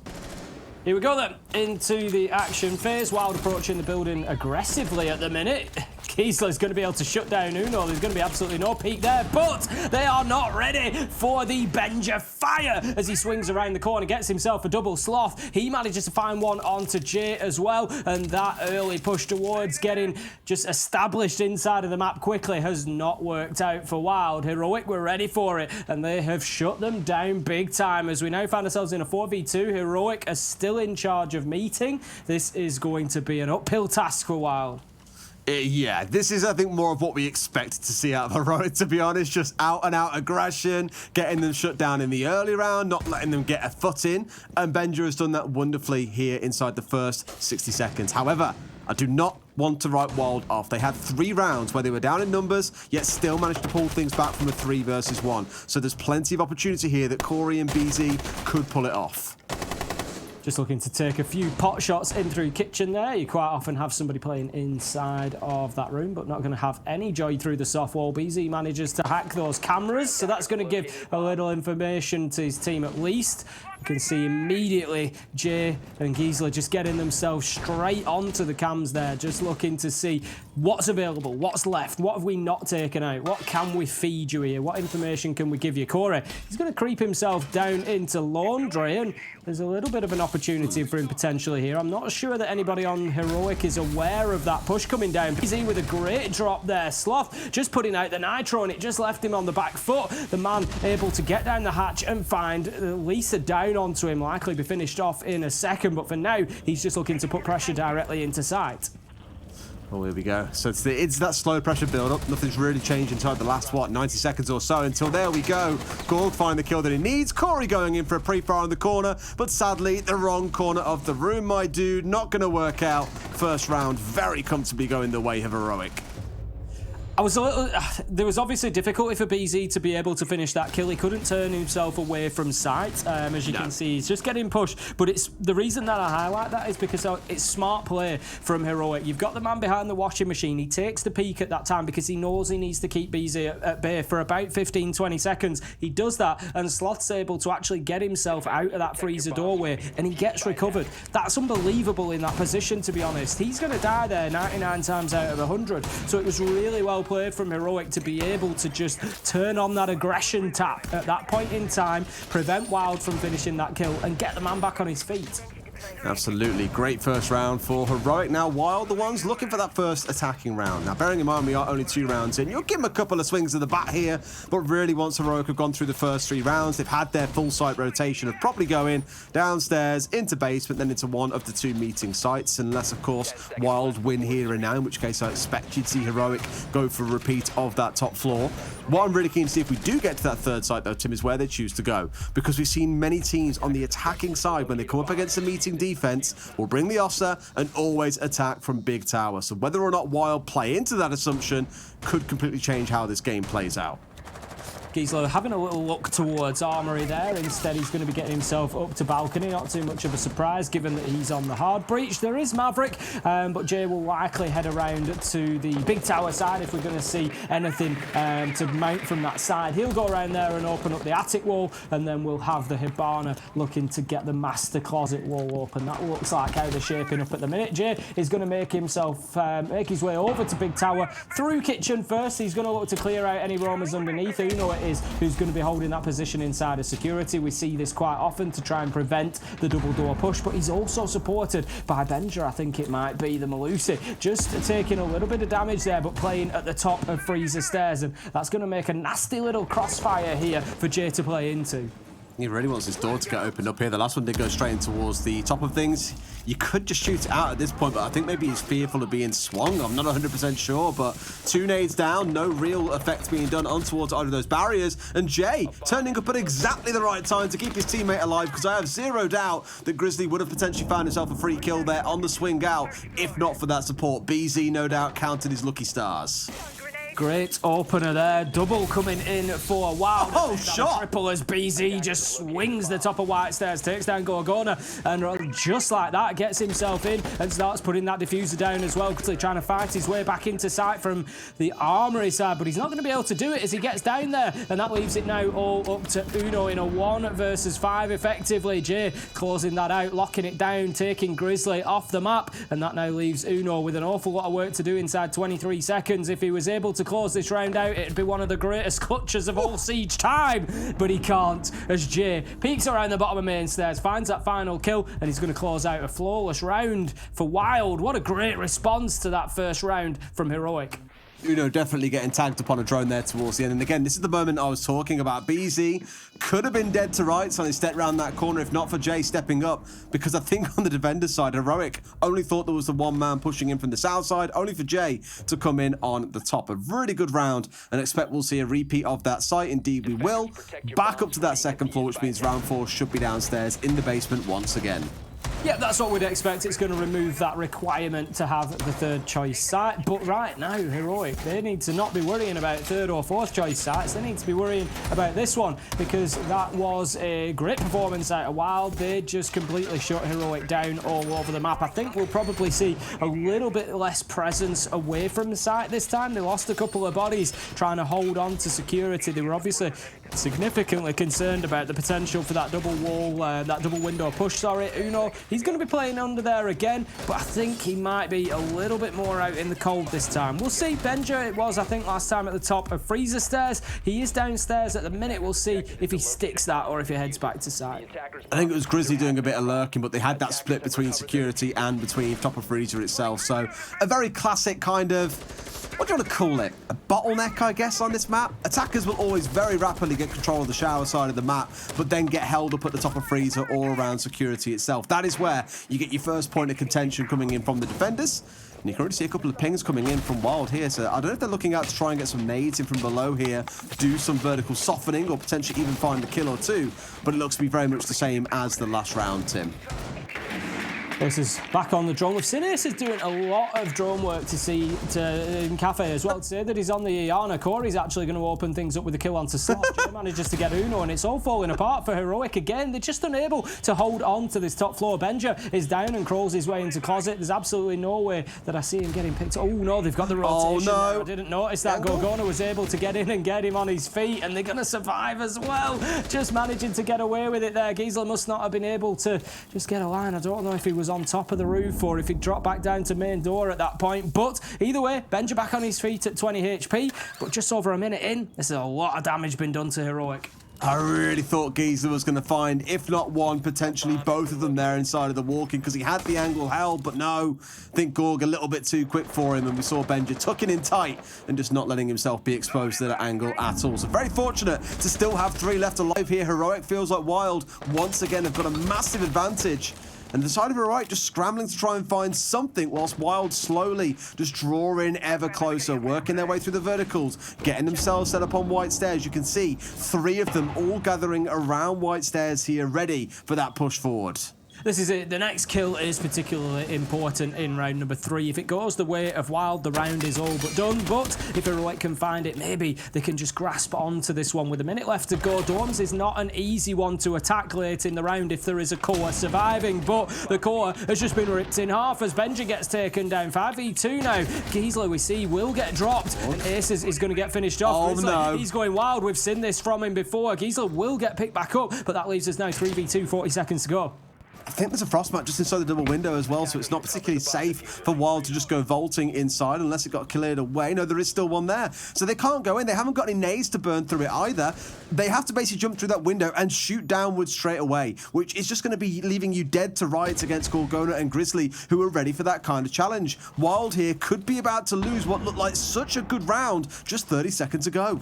This is, as I said, Dorms is such a difficult site to push into late round if there is a core remaining. And by core, I mean that relative to the number of men you have. 2 versus 3, definitely a core remaining. Corey, though, he's managed to able to get in, gets the kill onto Grizzly. Plant is going down. Gorgona can't do anything about that, but it's now a 1v1. And you just see Giesler able to hit the deck there to get himself away. And that's going to give an opportunity now. Gorgona's going to have to take this fight because he knows as soon as he goes on to that challenge, this is just going to be a game of cat and mouse now. He's going to keep baiting him out. He's going to keep hitting that. And Giesler, he's just going to leave it as long as he can. That just puts Gorgona at a massive disadvantage. He's getting pinged the whole time that he's outside of that window. Giesler, he hits the deck, goes prone, and finds his man.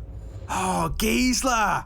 What a geezer! A wonderful round and play overall too. It really could have gone much better for him in the early round. Probably kicking himself for not finding those 2 kills inside a walk-in, but makes up for it at the end of the round.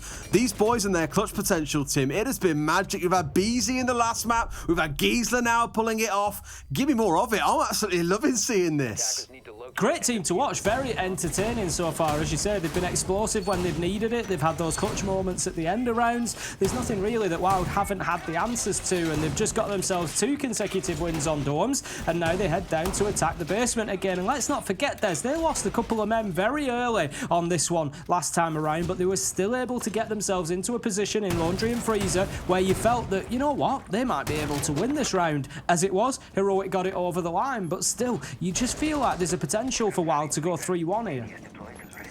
It could even get even worse than that for Heroic if this half carries on this way.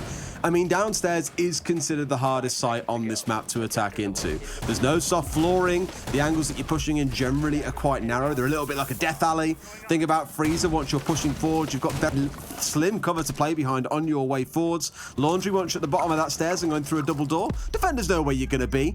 The north side gives you a little bit more freedom, but again, it's still quite restrictive. And we've seen so many teams just lose 2, 3, even 4 members on a push in through E-Box. So understandably, that is where Heroic feel the safest and where Wild have really got to step it up a gear if they want to take this to 3-1.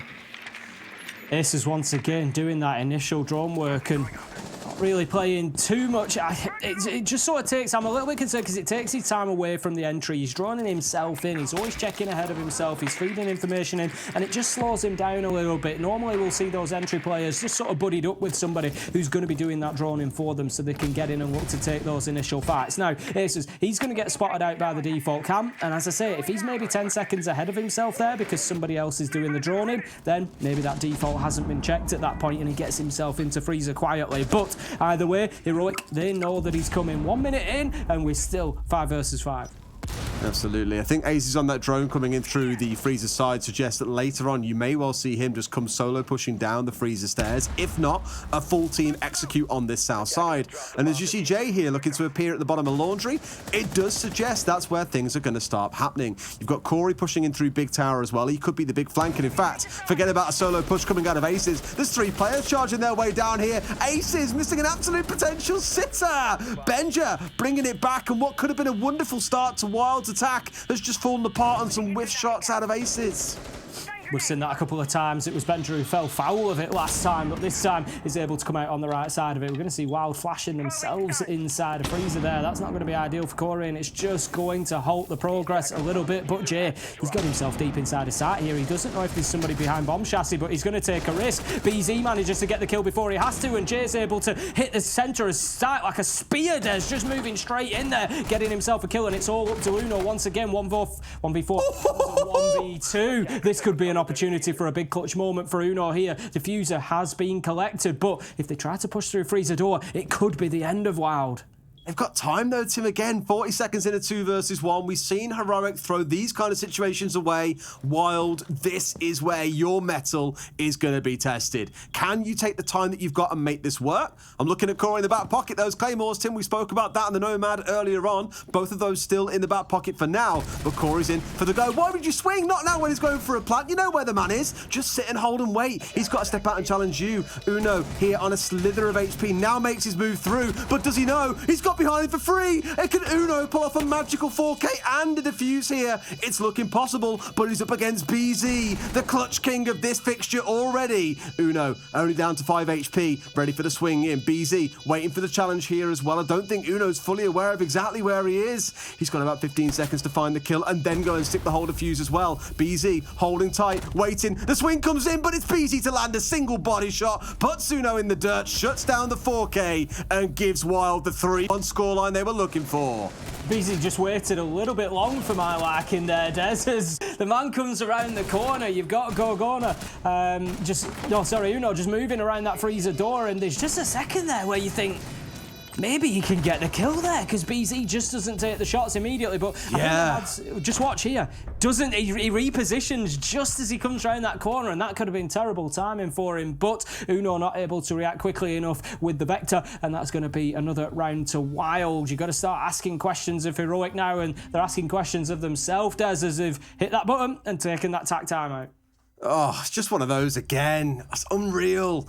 And again, in that situation, when we first saw, I think it was BZ step across from freezer to challenge Uno, I was like, no, what are you doing? The defuse is going down. You can just sit and wait. You haven't got to go too nuts. But equally, I think Uno kind of took that chance to go aggressive and say, right, we're going for it now. We're going to try and make this play happen. And Uno did manage to get in and bring it down to the 1 versus 1. But unfortunately, the clutch kings Wild. No one can stop them today, Tim. They really can't, and if this carries on, this game is going to be over quick sticks, Des. Heroic are going to find themselves down in that bottom bracket before they know what has hit them, and they're going to be looking to make one of those majestic lower bracket runs. I do love the lower brackets for that, but Heroic, they're going to have no choice if this continues. We've just got Sloth has dropped out of the game. I'm sure we'll get him back momentarily, but it's just going to be a bit of an extended time out here. I assume, there we go, Uno giving us the info. There's been a crash, so he'll get his game rebooted. Couple of minutes and we will have him back in, I'm sure. But yeah, right now, Wild looking very impressive. They're sort of giving the odd opening to Heroic, like there, that coming down to a 1v1 at the end. You know, you've got to look at that. It was 1v4 before that point. But still, you know, they're looking like they are on top of this, absolutely. Yeah, it just looks commanding, right? Which I think is what's the scariest part is where it come into this series, Heroic are the ones that everyone's saying, oh, look, these boys finished top of EUL. Surely they could take this over the finish line and give us this a nice, easy 2-0. But so far, Wild have put up a really good show. And most importantly, it's not just one of the usual suspects we're talking about. It's not Corey and Aces we're getting excited about here. For me, it's been BZ. I know he's not putting up like 10 kills, like plus a map or that, but it's been the rounds that he has won have been so impactful that every kill means something towards a round win. That is where the difference is being made in this map. Yeah, like you say, those key moments, he's the one that is really showing up for them. From the side of Wild, I'd maybe like to see Ace, as I mentioned it in that last round, just working in tandem with somebody a little bit less drawn in for himself, and maybe somebody just going in ahead of him and just allowing him to be a little bit more reactive. At the minute, there's about a 15-second lag between Aces seeing anybody and Aces being able to engage them. And that's all the time that somebody needs to look at that and be like, oh, yeah, a drone's just seen me, I'm going to relocate, he's probably going to come from there. Whereas if Aces is 5 seconds behind that drone, then maybe it's a little bit of a different story and he's going to be straight in. You want that drone to be picked up, and as somebody goes to shoot it out, you want the challenge coming in. You want that level of aggression. So that's probably the only thing I could say for Wild, maybe improve on that element. But other than that, they're looking pretty solid. They're winning their ones as well. It's the most important thing, Tim. When they're stepping into these gunfights, they're coming out on top. Whereas on Heroic side, it does feel like things are just falling by the wayside towards the latter parts of the round. You know, we aren't seeing Sloth on fire like we've been used to seeing at some points throughout EUL. I know that he was kind of put into a different role ever so slightly in their rounds because they often found that when he was the main entry on the defensive side, he'd be the one dying out. But so far, not really quite clicking and getting themselves together the way that you'd hope. One thing I do want to touch on, Tim, how weird is it to be casting remotely again together? I have not cast in my, I want to call it a heat box, because this room gets really, really warm. I have not cast from home in a long, long time. I don't say anything about the temperature of my room, Des, because there was a little bit of discourse over the last couple of days about the lack of fans in my PC. Like, let's not even get started. Oh, I know. You're going to upset people. People went wild about it. Like, I don't have very many fans in there. I don't worry about it too much. But so I don't want to start saying, yeah, it's getting really hot in here. What I'm gonna blame it on the lights so that I don't have fresh straight in my mentions telling me I knew that you should get some more Case fans. He already messaged me about 20 minutes ago, mate, just saying, like, I can't stop thinking about Tim's Case fans. Or lack of. He's really upset, mate. It's definitely got under his skin, 100%. But yeah, it's really weird being backcasting remotely, as you say, still being from home. You and I have cast, I don't know how many hours together now, it's certainly in the hundreds. And so, I think, bouncing between each other, not too much of a problem, but it's just sort of weird sitting looking at a webcam and being just in my own space and, it's a bit weird. It's a bit of a different story going from talking to a little minuscule like box that I've got here in front of me to the massive cameras that we normally have in a studio or at an event, right? It's absolutely crazy. But we do get these really cool backgrounds and designs that we've got, and I do think these are really cool, right? I know a lot of events that have happened in like Southeast Asia have used these for a long time across a number of titles. I've always been like, wow, I'd love to work on one of these really cool, like super jazzed up virtual events, and this is our first time. It's cool as hell. Yeah, it is. It's really good. I noticed as well, there's it's not this view, there's one of the other views that we're on where you can see, at least mine, cameras being projected onto one of the buildings. I thought that was, it's just a little... Oh, really? In the back. Yeah, if you keep your eye out, there's just one where it's like being projected onto one of the buildings in the background. It's really fun. Yeah. I've got a question for you, Tim. What are we buying tickets for, though? Because if you look above our head, is it up here? No, Get your tickets now. Get your tickets now, Des. Yeah, this thing up there, what are we getting tickets for, Tim? If you were in a city like this, what do you think you're getting tickets for?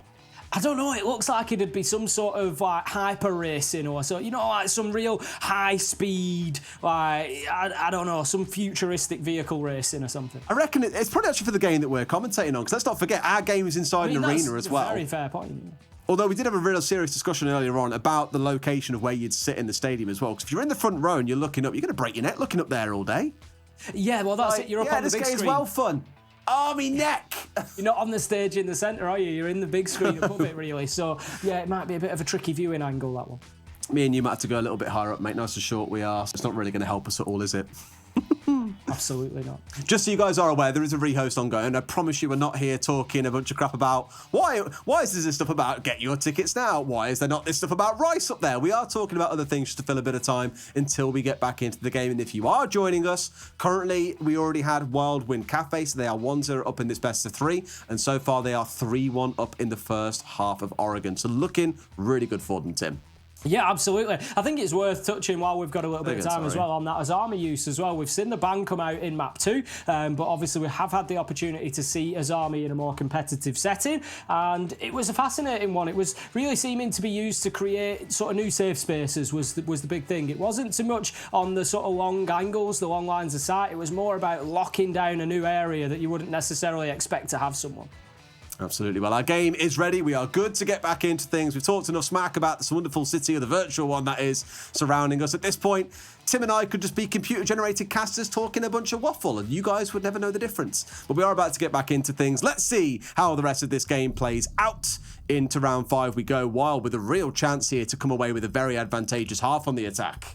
I mean, this round is super important. If they get themselves 4-1, they've guaranteed themselves the advantage on the half. But not only that, it's the fashion in which they've done it. They've had a flawless round back in round 2.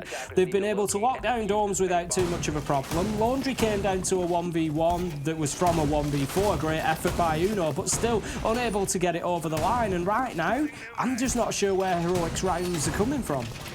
No, that is the worry. I mean, I would argue it's from stopping these clutches coming out from the other side, but they're called clutches for a reason. They're not exactly things that you can control. To some level, you can, right? You're playing in a number of advantageous situation. You should be able to get a win out, and you can't always seem to do it. Here we are. By the way, if you hear some meowing, my cat has just walked into the room, and I apologise. Homecasting us. That's it. It's either that or a screaming baby, like you name it. At this point, she's going to come jumping on the desk, so be ready. I remember once Jackie having a problem on one of the Latam broadcasts with his cat. It was getting into something that it shouldn't. And just in the downtime between rounds, I just remember him saying, "Come on, S'more, be reasonable." Oh, and I was absolutely in bits when we came back onto the broadcast. And we actually came back on and he just had the cat in his arms because he couldn't sort it out. So he was just like, I've had to pick her up. Phenomenal, absolutely phenomenal. We're all about that life here. The Homecasting just produce these kind of things in the same way Sloth can produce some wonderful kills. Jay, the first one going down on this round. Sloth with quite an uncharacteristic swing here halfway up the big tower stairs. Normally, you'll sit and wait for drones to come through, you'll shoot them and you'll move back. Otherwise, you might find yourself getting fragnated out. So, a aggressive start for Sloth, nets a kill, no complaints. Sloth's just going through, making sure that there are no fans in the premises. Desi wants things to heat up down in the basement, but he might have got himself an opener. They're going to have to deal with a blitz any second now as the push comes in. Aces is going to manage to stun out Gorgona and find the kill. Uno. He shuts down the push and manages to get himself two, but after all is said and done, it's 3v2, and Wild managed to keep themselves in it at least for that 10 seconds or so. I don't think they know that Gisla's in Harry Potter here. I don't think they've got any idea. We've got Benja. He's just looking over towards Shaiko, and that could have been an opportunity for Gisla. He's just waiting for his moment. He wants that freebie to get him going, and when he gets it, it leaves him in a 1v2. This could be a pivotal moment. This could... Oh, no! The spray's at the wrong time because now they all know where he is. Out comes a step across it towards Elbow, and the problem is you're facing off against a man at the bottom side, very much penned in, but has got 90 seconds to play with Tim, and both drones still in back pocket. So if he does want to, he has got the opportunity here to take a quick moment of pause and slowly work his way forwards, but you just know that they're baying for your blood at this point. You take a moment of pause and there's a fair chance someone swings you in the same way Sloth swung onto Jay at the very start of the round. Very unlikely he gets anything here, as you say, they now know exactly where he is. There's a bulletproof cam that's feeding information in. Everything is stacked against Gisla. He's going to have to win every gunfight here, and they are going to be at a major disadvantage. And there it comes. Ben just steps up onto Highway, gets that final kill, and that's going to be heroic after a short pause, managing to get themselves round 5. All right. A little bit better. It looked a bit dicey for a few seconds. If not for Uno's big 2K around Shaiko, I'm pretty sure Wild have full control of the top side of the map and can just march their way forward from there. This swing into the second onto construction, Corey really should be finding that kill, but PZ was the one who ultimately does bring it back their way. Still, great round overall. Uno, the real big playmaker, and Heroic do get a second on the board. Going to be heading into round 6. Back up to the top floor. A little bit of a surprise for me on the side of Heroic here. They've played it twice, lost it twice, and Wild have been reasonably comfortable, including a flawless round back in round number 2 when attacking this site. They've actually managed to get the diffuser down both times. BC and Giza able to get those down, and so for me, Wild have shown a real good ability to attack onto this site. Heroic, as a roll of the dice, I think you take one of those third choice sites and just mix it up. Absolutely. I mean, we spoke already about Meeting being a go-to choice. Dining, of course, is the other one. But for many teams, when you can bounce between these two sites, that's exactly what you'll do. Let's see if they can make it 3-3 then, or if Wild can pull ahead to what I would probably argue feels like a deserved 4-2-1/2. You know, they've played so well in some of these rounds, including on the last map. Why wouldn't they? And I'm suggesting here, Tim, with the lineup they've got, Corey moving on to that Ying, that there's a good chance they want to play behind that execute, either in through the double window or in through the trophy doorway. Yeah, I'd certainly say that we could be looking at another plant going down here. I've got to mention, you know, BZ, it's dangerously close to BC, isn't it? You know, a name that we used to shout in, of course, from the Dark Zero organisation, and, you know, plenty of Siege teams and Siege tournaments before that. But, yeah, I've caught myself slipping nearly once or twice on BZ. I've got to... we might need to use the British Z. The British. I mean, it would work, you'd hope. I've said it a few times myself where I've been like, BC? No, BZ. Really remind yourself of the Z element of it. By the way, someone said your voice sounds younger today. Does it? Oh, well, I've got a little bit of a head cold. My daughter very, very generously passed it on to me. So, yeah, that's probably why I sound a little bit different today. I've just got a little bit of a stuffy nose. Well, Tim, when you're ill, you sound younger, apparently. So keep it up. Stay ill for longer, maybe, and we'll shed some of those grey hairs. Jay's the first one going down. It is Diana off the board, far from the end of the world. Aces straight in here as well. Worth noticing, both of those frag grenades that were in the back pocket of Jay go unused and therefore will not have a part in this round. A little bit miscoordinated, arguably, here, because that Candela coming in as the rest of the team are just looking to try and get their way around White Stairs and into security. Now it's starting to step forwards. It's BZ stepping in and finding Uno the slow peak, paying off dividends somehow. That's big for them. It allows WYLDE to think about getting in through that double window, but as you say, they're going to have to start again with the Candelas. Corey just on the drone at the minute, so we can't see exactly. Oh no, he's got him on the bottom as well. We're on his drone, so we can see that he's got 3 Candelas there, so plenty to go at for him. They need to just get themselves positioned so the support is in place for him to go in behind them. Now then, there goes one. Is there going to be a second? He's just trying to get them moving in sight for the time being, so he's going to hold on to those 2, I think, before he looks to get in through this window. But Aces, he manages to get one onto Benja, and right now it's looking a little bit difficult for Heroic. The timing as well. He stepped away just as a man crossed into the path of the Candela. Will not be able to find a freebie that could have brought this down to a 4 versus 2. With 3 left alive, there's a very good chance that Heroic can hold on in this round. But you can see what the focus is. Bottom of white, outside double window. That is where their execute's going to come in. But WYLDE really need to get G's to pushing up here and looking to do some damage. Going to see Aces going down as he strays underneath the hatch. Gorgona ready and waiting. Going to finish him off with the shotgun. And this is that situation that I was talking about, Des. It's 3 versus 3 now, and this site becomes very difficult to attack onto. But Giesler manages to find one onto Gorgona. There's an opportunity for them to potentially get inside a site here, but they're going to have to get moving. 12 seconds left to go. Grizzly looking to hold on with Sloth in support. Sloth manages to get one. Grizzly gets one. 1v1 now as it comes down to this. Corey versus Grizzly, but Grizzly flips to the pistol and gets himself a nasty kill. Well, he's sick and tired of hearing about WYLDE being called the Clutch Kings, Tim. Great time for him to whip out the pistol and win a 1 versus 2 at the end. Again, that round, it felt for the longest time, really, that WYLDE could have come out on top. But when they failed to make that 4 versus 3 or 4 versus 2, I was thinking there's every chance here this does not go their way. That 3-3 half coming in and keeps things nice and competitive, exactly the same as we had back on Kafe. As you said at the beginning, though, Des, you do sort of expect maybe a little advantage for the defenders here on Oregon. So right now, WYLDE, for me, maybe look at taking this 7-5, get themselves both of their laundry defences, both of the Dome's defences locked down, and then it's just down to those third sites and whether Heroic can pick them up. Obviously, there's a lot of siege to be played yet. We'll see if that's how it goes, but I do have to favour WYLDE a little bit coming into round 7. You'd hope so, but we'll see how the attacks shape up for the side of Heroic. We did see a really good attack coming in from WYLDE where they sort of forced their way down through Freezer, and I commented at the time, if Aces had hit the shots that brought Sloth down, it could have been a very, very different outcome in that round, and unfortunately simply did not come to be. So we need a good start here from Heroic as well to keep themselves going, try and take this through to that 3rd map of Clubhouse. As a reminder, this is the 2nd of 3. Currently, as you can see at the top of your screen, WYLDE are 1-0 up, so still lots of siege to play.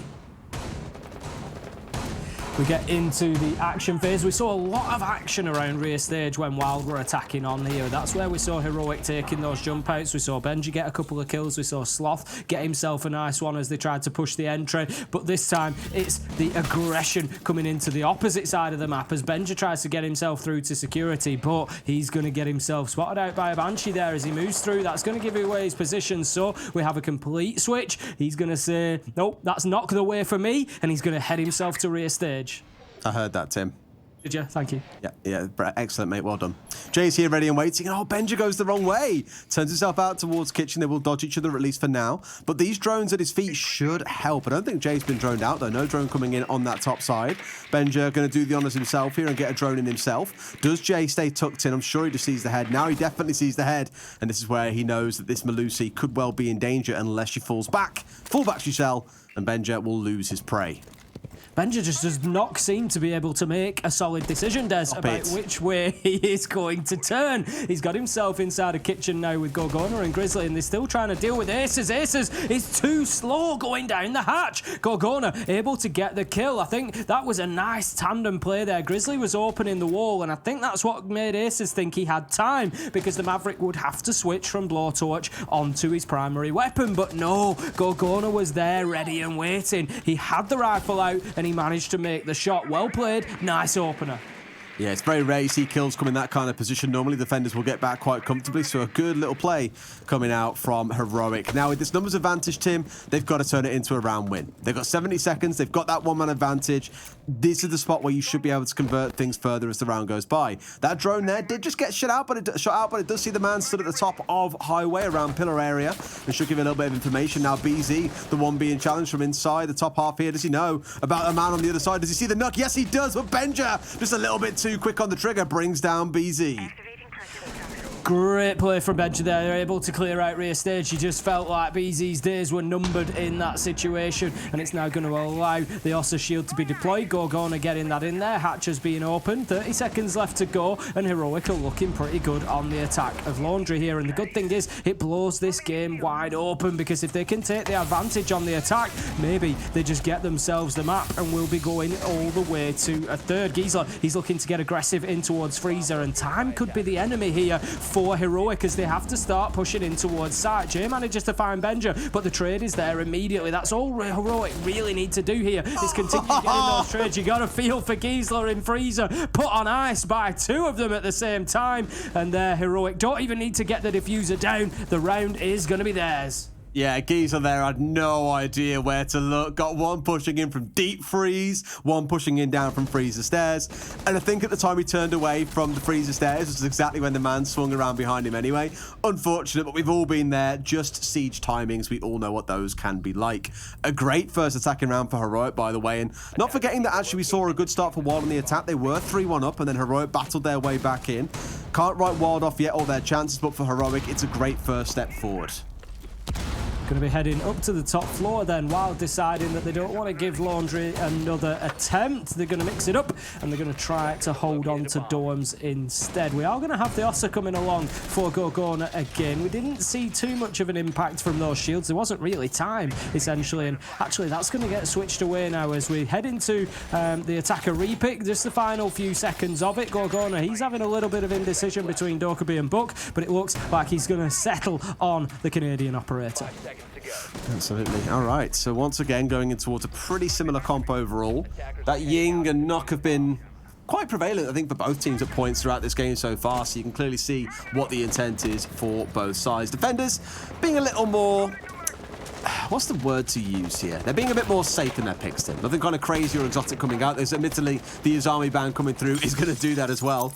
Do expect we would have seen that in a number of rounds already if she was available. It's simply not the case. I think ultimately maybe WYLDE are just looking at this from a point of view where they've got a little bit less to hide, to be honest. There's, you know, like Heroic are coming in, obviously they're going to have EUL to continue with shortly, so they're, you know, not wanting to show everything off, whereas for WYLDE it doesn't matter quite as much. Obviously there's going to be tournaments, there's going to be games that they need to play, but ultimately they've got an opportunity here to come in and play for some wins, and I think, as you say, that's why we're not seeing anything sort of too exotic. You know, they're setting up like they mean business, and they certainly do mean business, but they're going to need to if they want to be getting these rounds. Benja, I think, is going to send that drone out of the window. It's going to go over the rooftop and try to get in a little bit closer to sight, but he's going to pick it up. He's not going to be looking too directly just yet. Not just yet, and Gore's getting his chance to step back on his old faithful Buck as well. For those who didn't know, back in the old day, this was his go-to operator, and I asked him, you know, why? And this is the exact reason why. He said the amount of damage you can do by opening up horizontally rather than vertically, just instantly, bam, walls open, gun in hand, ready to fight. You can surprise so many players, and he has just illustrated that perfectly with that kill. Benja manages to get one onto Corey as well, and it's falling apart just as quickly on the top floor as it did on the bottom for Wild here, as they are getting pinched and pushed from every direction. Benja managing to get a kill onto Aces, and right now they are surrounded. BZ, he starts the fight back, manages to get himself a kill onto Sloth, and that angle being held by Jay from inside a trophy could be lethal as well if Heroic choose to step in through that attic window. But he's just for the time being had to move away from that. He's holding the longer angle down towards rear stage instead, and will be taken out by Gorgona, who was the man looking to come in through that window. So it's all up to BZ to fight his way back in. Shots are taken, very little that he can do as he's pinched between two angles, something Heroic have done fantastically well so far, and they managed to take the round and get themselves an even greater lead. But a couple of times now we've seen that happen actually for members of WYLDE, where they've just found themselves pinched in from two different sides, caught out by the members of Heroic, which really just shows that Heroic are spotting their opportunities and taking them as they come along. Again, I want to touch on that play from Gold there. You don't see too many buck players doing that. I think we used to see Shaiko on this map used to run a bit of buck, which sounds weird. But before Iana was a thing, they used to kind of sweep across from the west-hand side of the map.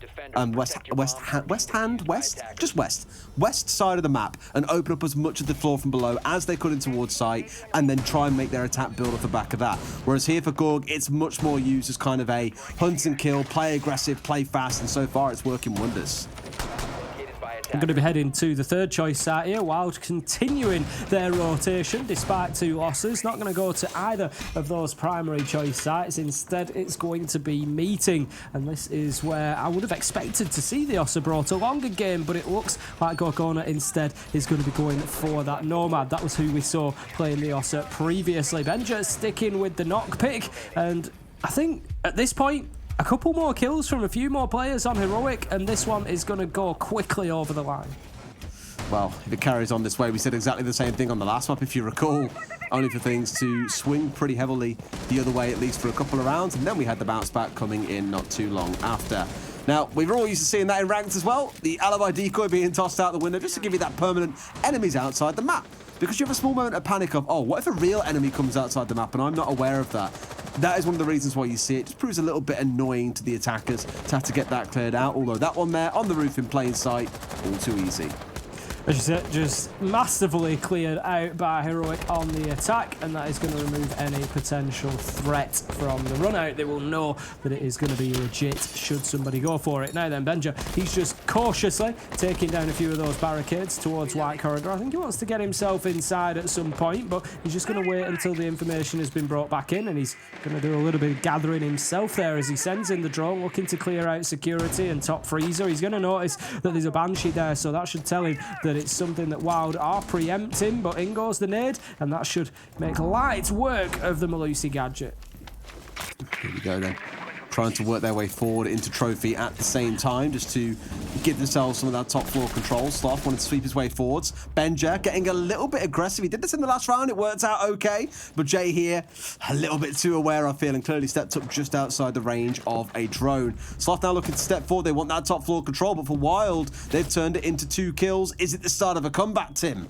Sloth, one of the players that I was looking at thinking maybe Heroic just need a little bit more. This could be his moment. He gets himself one that keeps them in touch. 3 versus 4 at the minute, and he sees the man, I think, inside of Dorms. He's looking for the kill. He knows that he's there, but can he find the feet? Yes, he can find the kill. Going to take down Aces, and that levels things up 3v3. That's exactly what Heroic needed out of Sloth at this point. That's just going to give them the opportunity to fight their way back in here. As you said with Benja, a little bit sloppy at the beginning of the round, not picking up on the potential for the top of freezer, but they've managed to get themselves a toehold. 50 seconds left to go, and Heroic, they've got vertical control. They do. This is what they were looking for with that 45-second mark coming in. Jay, once again, feeling a little bit pincered in here, a little bit boxed in. Tim, inside of security, not feeling too secure right now. Dancing back and forth, does keep himself alive and gets out. Great passage of play, leaves us in a 3 versus 3. Going to be down to BZ just to hold on to that angle there. It's all about slowing Heroic down at this point. You want the clock to come into play here, but Grizzly, he's not going to allow BZ to do that as he manages to find the nade kill. Sloth shuts down Jay as they're returning to site, and this is it. Up to Corey. 1v3 becomes a 1v1. Des, he's got an opportunity here. The diffuser's been planted. He's half health, but Uno is low as well.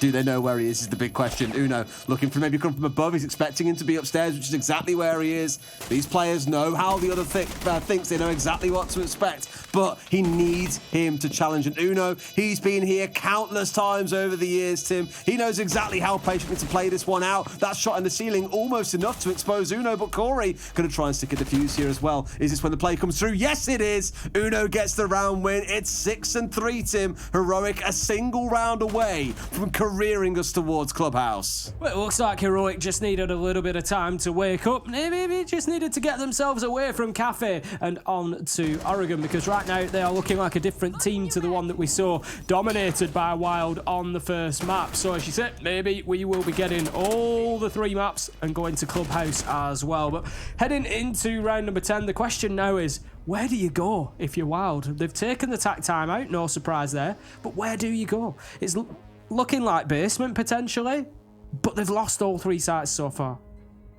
Absolutely. Well, understandably, there is a tactical timeout coming in here as well, I assume for WYLDE, who clearly think, hey guys, things aren't going so well. We need a conversation. We've lost 3 back-to-back all the way through, and we can't seem to find the answer here. So let's have an extra 60 seconds to try and get things back on track. But outside of that little blip from Benja at the start of that round being picked up on the knock by Jay, the last 3 rounds have looked relatively without worry for the side of Heroic, I'd wager, Tim. Yeah, I mean, to be honest, it was 5-3 on the scoreboard. It's not really the end of the world from Benja. He sent the nade in. It sort of gives you a heads up. They've cleared out the banshee. They're going to come from white stairs. You know that's likely to be the case. So it's a smart play from Jay just to get himself to top freezer and just wait for that push to come in. In a different time, you know, a different game, a different world, Benja maybe drones that out or somebody drones it for him. But I think he was just seeing an opportunity. We're ahead on the scoreboard. We're feeling good. Let's just get in there and see if I can make a play. You know, if Jay isn't there, he goes in, he finds 2 or 3 kills, and it's a different story. So I don't think it's the end of the world for Benja to have given it a go. But if Heroic want to win here, those are the sort of mistakes that they need to sharpen up a little bit. Absolutely. Still plenty of time for them to get those things amended, of course. I mean, I say that, the timeout's over. It's time to get back into the action for round number 10. It's going to be down in Laundry and Supply. We've spoken about that basement site a number of times, about just how strong it can be for the defenders. As here's a few replays for you to also take a look at here too. Right then, we're going to be just see a few highlights from that last round as we saw Heroic able to fight their way back in. Definitely worth a mention for Sloth as well. You know, had a real big mid-round for them where he was able to just level things up and left it very, very difficult for Corey towards the end there to close things out. So we're going to be heading back down to Laundry this time. It's going to potentially be the final defense for WYLDE here. If they're not able to get this one over the line, then Heroic will get the map win and they will push us through to Clubhouse. So we're going to see BZ, he's heading away from site. Hatch already done. He's going to barricade off Garage. I'm interested to see if he's going to continue playing upstairs. Oh boy, Tim, I'm looking at the lineup, and last I recall, Heroic were the team that coined the train noise behind a blitz shield. Certainly looking that way. And it looks like it could be the same again. Now, you look towards the Amara and probably think, okay, well, what's the point there? Part of that comes down to wanting to try and clear the map if you need it later on. You just want the gun, you want the flashes, why not? Especially if you're comfortable with the gun. But really, everything comes in behind Gorgona here. He is that front point, looking to do some damage, and Benj will be slinking in through top tower and looking to push forwards from there. Going to be the ooh, the Gara hook just being teased there, but he's not going to go just quite yet. We can hear a lot of utility being used. I think it's going to be... All the smokes have gone from Corey. Canisters, that's it. They're trying to hold off here, but they've already been used. There's no further opportunity to do that. There's the E1D scan, and any second now the push is going to come in behind it. Benja manages to find aces, and that could be the spark. That's going to be the catalyst that will push them forward. He's going to continue his top floor sweep, but as you can see, the fight is coming from elbow. Gorgona manages to get Corey, but Geisler able to shut him down. I don't think that they know that he's relocated to electric. Oh, and Jay has managed to get himself in behind the enemy lines here as well, Tim. 2 massive kills coming out for WYLDE in the mid-round. Turn a 4v3 into a 2 versus 3. And it looks like with 90 seconds still to play with, sure, Heroic can try and stabilize here, but a lot of the damage has already been done by WYLDE. That's it. The hatch is going to be open at this point, but like you say, it could be too little too late. They've still got the Oryx just able to dash around inside a site, up and down highway, just changing the angle of attack continually. Uno, we've seen him have some very near big clutch moments so far. Can he get this one done? 2v3 for him and Sloth. Sloth waking up a little bit in the last round. Giesler being on such low health is a little bit of a point to the credit for them. It's sort of 2 versus 2.1 in that sense. He's almost dead. One bullet will do it, but there's a lot of posturing from Heroic here, and they don't want to go until they're absolutely sure they're in the right position. Absolutely not. I mean, again, you've got that time to play with. Why not make good use of it? If Heroic pull this one off, then my God, is it one hell of a pullback, given things crumbled quite early on in the round. Uno slowly working his way down, but not going to even have a chance to even look at Jay there. Picks him up for free. Sloth left in a 1 versus 3. Not the kind of thing he's really renowned for pulling out. He's more the kind of guy to step in and get you 3 kills very quickly in the early round, but definitely not in the back end of things. Wild with the shutdown, 6-4. Fight back begins for WYLDE then. No mistakes are left for them if they want to take this one anywhere beyond the normal 12 rounds. They're going to be having to look to close out the next 2. That leaves them 4-6 behind on the scoreboard, and they need, the problem that they've got is they're going to have to find wins on every single site that they've so far lost. So they've managed to get Laundry, they've lost Dorms, they have to go there and get a win now, and then they lost their 3rd choice site of Meeting. They will have to go there and get a win, or alternatively they could go to Dining and try to close that one down. But it's going to be 2 sites that they haven't won previously on the defense here of Oregon, so it's going to be a big ask for them right now. Heroic commanding up on the top floor last time around. There wasn't much movement for WYLDE, they weren't allowing much space, and Heroic, I'm guessing, are going to be looking for more of the same. Absolutely. Let's see then if things close out here and now, or if WYLDE can stage a comeback and get us through to those magical the magical letters, plural, Tim, of overtime. There's every chance they can, but Heroic just do seem to feel like they're quite in control. You put that last round to one side and say, all right, shield rush was tried, didn't work out, go back to basics. At some point, WYLDE are going to have to rotate through into an offsite, which is where you'd expect to see Heroic winning out anyway. Going to have the Bandit batteries. Bandit, an operator that we don't see too much of, to be honest. Used to be something obviously very common within the game, was the Bandit trick. Still get away with it a lot in ranked, but at this sort of level, you expect these attacking teams to be able to deal with that potential. Obviously, we've seen changes to Bandit come along over the last sort of 6 months or so, which, you know, at a point whereby you can apply multiple batteries or shoot them off, then we might see a little bit more prevalence for him. But Jay, he's going to get the kill onto Sloth to kick things off, and that's going to be a good start for WYLDE. It is indeed. That's the sort of thing to keep yourself going here and potentially go through to a round 12. See all 12 rounds of regulation, as you love saying, Tim. Never a bad start. So with that also being done, that means they take away 2 of those nades in the back pocket. But when the team has got 4, it's far from the end of the world, to be completely honest with you. You've got Grizzly coming in here on the Maverick now, looking to get this attic opened up. That'll be one of their points of attack, where before, a lot of their focus has come in looking inside of Trophy, for example, and trying to push their way at White. It looks here to be a very different story. Going to be opening up that attic wall. It's at least going to give a little line through for Benja to dump any nades in, should they choose to do so. But this is the side that you open up to move through, because there is cover in front of you. We saw Benja playing behind it previously. This time he's coming from the opposite side. He's going to take a little bit of damage there, and we can see BZ, as those magnets tick up over time, just deploying more and more of them to try and keep himself safe in pit. I think Benja might be able to get rid of a couple of these magnets as well. So rather than just blindly toss nades down Attic Highway and trying to collect the player sat inside a pit, not quite the case. Here trying to get over the top of the wall as the magnet comes, sorry, the ADS comes out, zaps that one away. The player equally saying, right, only one ADS was there. I'm out of dodge. I'm moving down towards bunks instead, and keeps himself alive. 1 minute 10 left to go. Kills need to be found for Heroic here if they want any chance of getting this one done here and now. We can hear the walls being opened up. Those are the Selma charges of Uno, who just gets himself established inside of that master closet. He dips back out onto the balcony while the wall is opened up, but with diffuser in hand, he's now in a position to potentially push in, but that is a big kill from Aces. Manages to get himself 1, get himself 2. Can he find a 3rd onto Uno? He's not going to take the peak on just yet, but it's falling apart for Heroic. It's 2 versus 5 now, as Aces has just had a huge mid-round impact there. Grizzly trying to get something working out of Attic, but it's not going to be easy. The thing is, we've seen WYLDE win big clutch situations and also lose them as well. And this is one of those where you're in a 5 versus 2. You should not be losing rounds like this, really. This should get closed out by WYLDE, but Grizzly going to find one, exchanges half his HP for it. A worthwhile trade in anyone's book. Now looking to try and find the next one as well. Sees the man's legs on the underside. Aces will find a triple, and that should be about it. Grizzly's down to about 3 HP. Jay steps in for the final shot.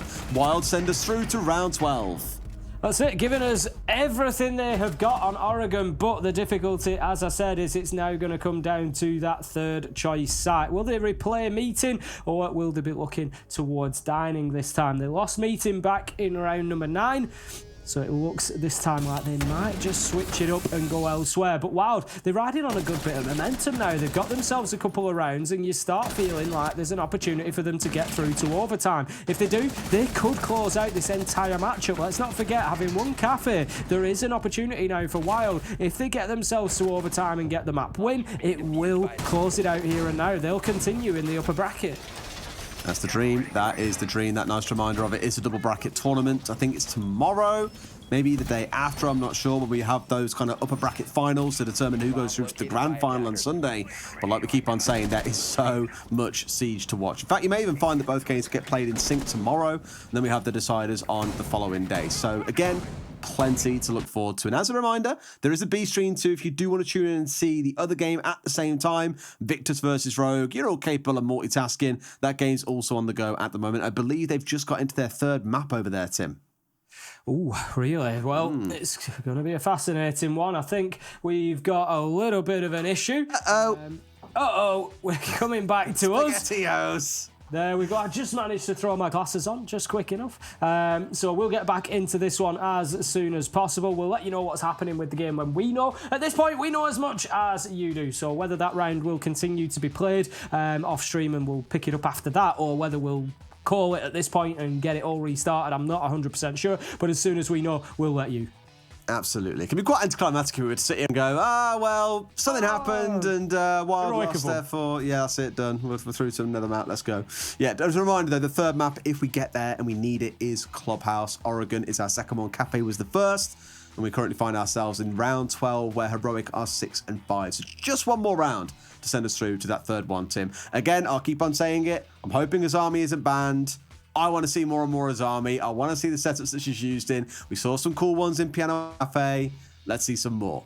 Yeah, absolutely. I would completely agree with you on that one, Des. You know, let's see exactly where those keeper barricades can be used, where they are useful, where they're not. Let's have them really put through their paces. But talking of getting put through their paces, that's Heroic right now, because WYLDE are showing some great heart here, Des. They're showing great resilience, and they are fighting back into this time after time. And once again, taking us all the way to 12 rounds. And honestly, I wouldn't put money against them holding this third choice site at the minute. It sounds really weird to say, like, Heroic are holding their own and all that as well. And really, everyone would have been saying that about WYLDE coming into the whole series overall. So far, so good. Absolutely still a very close fixture. And we'll let you guys know as soon as we do about when we're getting back into things. But really, should only be a minute or so for players to get back into the server, for us to get all the settings set up, and then we'll be able to get on with the game and see if this series does require a third. Worth remembering as well, Tim, there are still loads more games to come throughout the day here. Once we're done with this region, I believe we step into LATAM next. Then after those best of threes are done, we go into NA. You've got SSG and Parabellum playing. We've got MIBR, and I forget the second LATAM team already. You all know? Sorry, we've got Furious. That's the one. Yeah, there's Furious as well, but who's the main teams? MIBR and... FaZe. FaZe, MIBR, Furious, and Escalina. I was gonna say FaZe. I just remember them again very well from the Sweden Major back in November.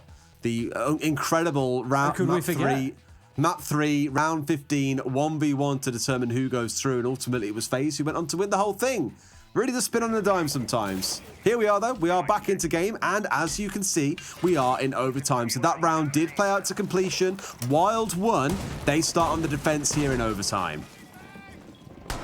Yeah, ultimately we've got to balance it with competitive integrity as well. And if, depending what stage, I can't remember what stage of the round we were at when the observer had issues. So it just means we're in a situation whereby, it's only fair to really play that round out rather than going for the rehost. So as it stands, we are now in the overtime. So it's going to be the best of 3 rounds. If WYLDE are able to continue the momentum that they've had, they've just, I think, got the win in dining. I think it was. I did see that they were selecting dining. So unless they switched it at a later point, they will have been there, and that's a great result for WYLDE. Taking Laundry, taking Dorms, taking Dining, and then continuing on the defense for overtime does not look good for Heroic. Well, we said it back when it was like 6-3, you know, well, 6-4 actually, I think is, you know, ultimately WYLDE are going to have to rotate through an offsite here. They've got no choice, but they managed to do it. They held on, and Heroic couldn't get the goods done. So here we go, round 13, and we'll see how things play out with Heroic on the attack, and again, WYLDE on the defense. So it's going to be the Laundry site. They're going to be back down to the basement this time around. Heroic last time threatening the blitz rush on this one, but deciding not to go for that this time around. Instead, Gorgona's going to be back onto the book rather than the blitz. And he's going to be looking to get that top floor, get that kitchen control, and just start to move down from there. Jay, he is going to come a cropper there, and he's going to be shut down by Gorgona. Gorgona in this book, man, doesn't have to necessarily always be horizontal, but the vertical play as well. Just finding himself some essentially freebie kills, it feels like, in several of these rounds. Really gets things going for Heroic in round 13. Now making sure they've got this top floor control inside a big tower, all across top floor in general. This is when things can start moving forwards. Interestingly worth noting, Tim, we always talk about the downstairs site and how, you know, there's no vertical destruction to do. It's always interesting when teams still opt to bring along things like the book. The sledge I can understand because you've got nades on side, but the book, a bit less so. A lot of it just screams preference.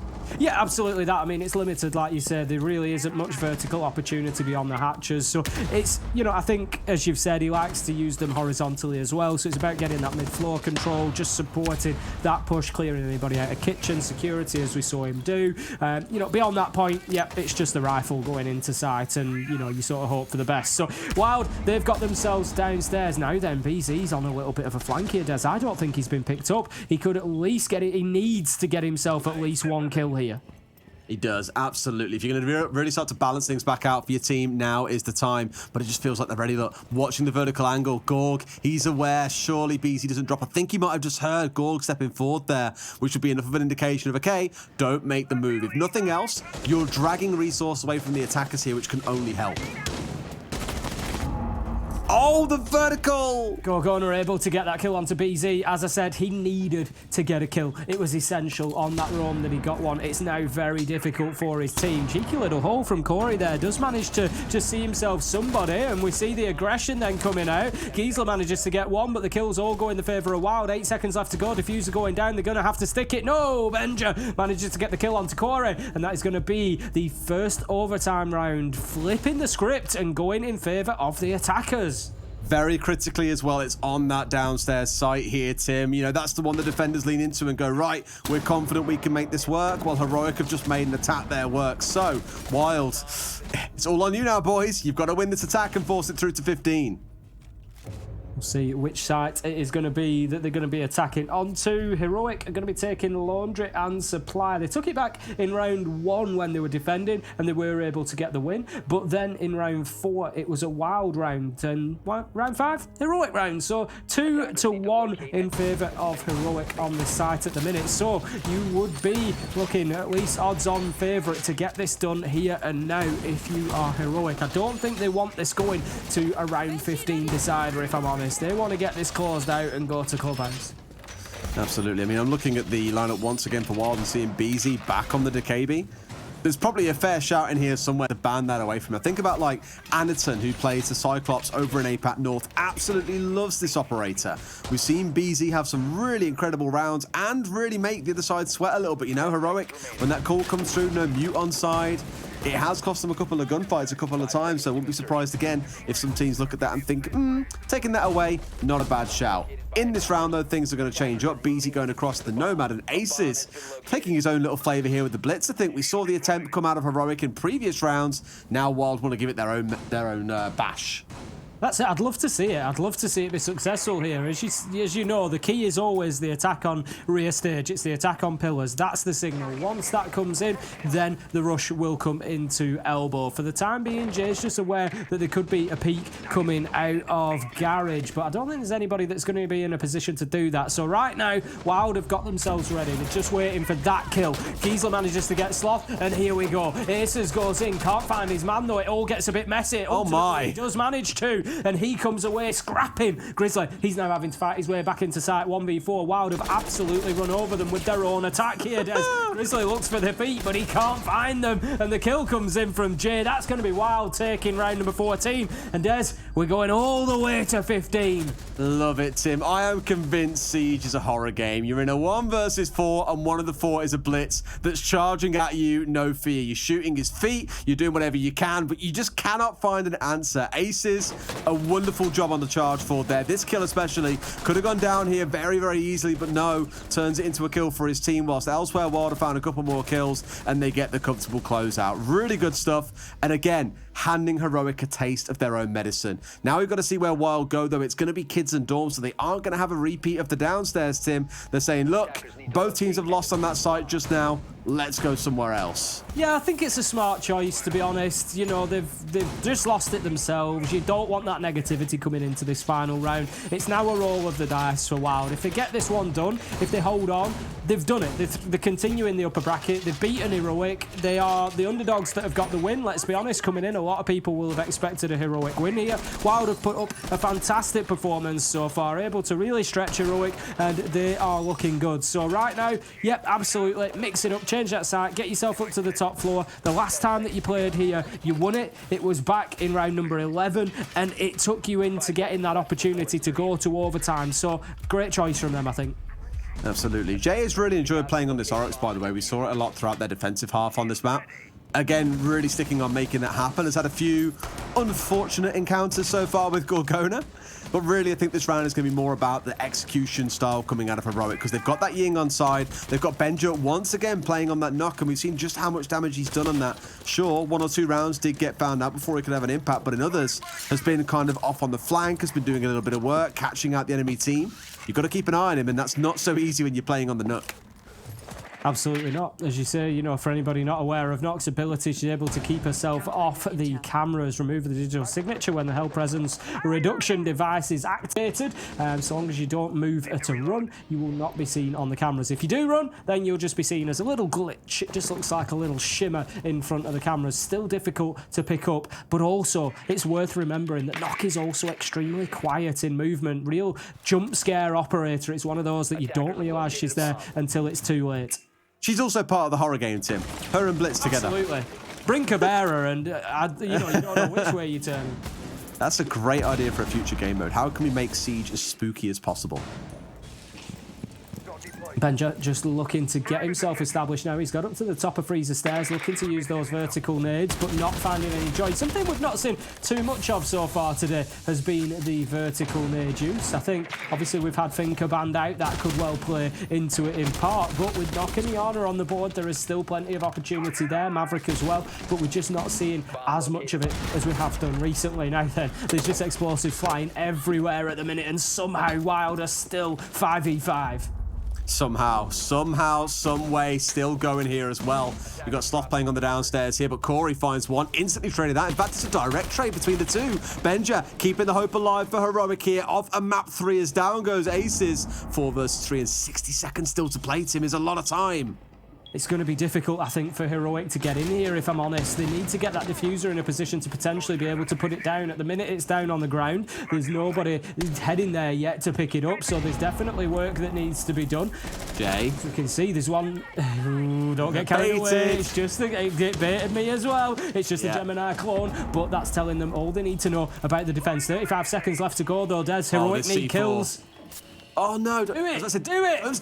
No, wait. Timing. Now be a great time. What are you doing? Sloth gets the freebie onto Giesler. Ain't quite the Geeter he is on this map that he was before. It's BZ and Jay in a 2 versus 4, and it's Gorgona on the swing. Heroic have done it. They pulled it back from the jaws of defeat. We're going to 3 maps, Tim. I think it's what everybody wanted to see between these two. We've had a great contest up to this point, and I think seeing that 3rd map is going to be great. Clubhouse will definitely be a showdown. Please, Azami. Please, let us see some Azami. Please don't ban away this time, boys. But the Finker ban that we keep on seeing is really interesting, right? Where she's been such a staple of attacks, the frag grenades, the Gon 6, the LMG, the team res, the heals. She just brings so much, and not having that on side is having a notable impact, I think, on some of these attacks where you're not seeing the kind of pull the nano, all charge forward, pew, pew, pew, pew, pew. People die. it's a little more scrappy than that, I think.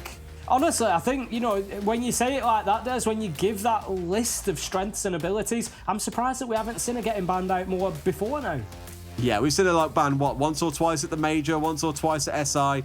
We know there are changes coming. We've already said, okay, look, we're looking at LMGs, we're looking at Finca, but it's going to come in the next patch. So lots to look forward to there. But on this game, again, so back and forth, so much creativity from the two teams. And again, that is without an Azami. I cannot wait to see if that carries on into Clubhouse. We'll go to a quick break. When we come back, the desk will break that map down, and then Clubhouse awaits. We'll see you guys in a few.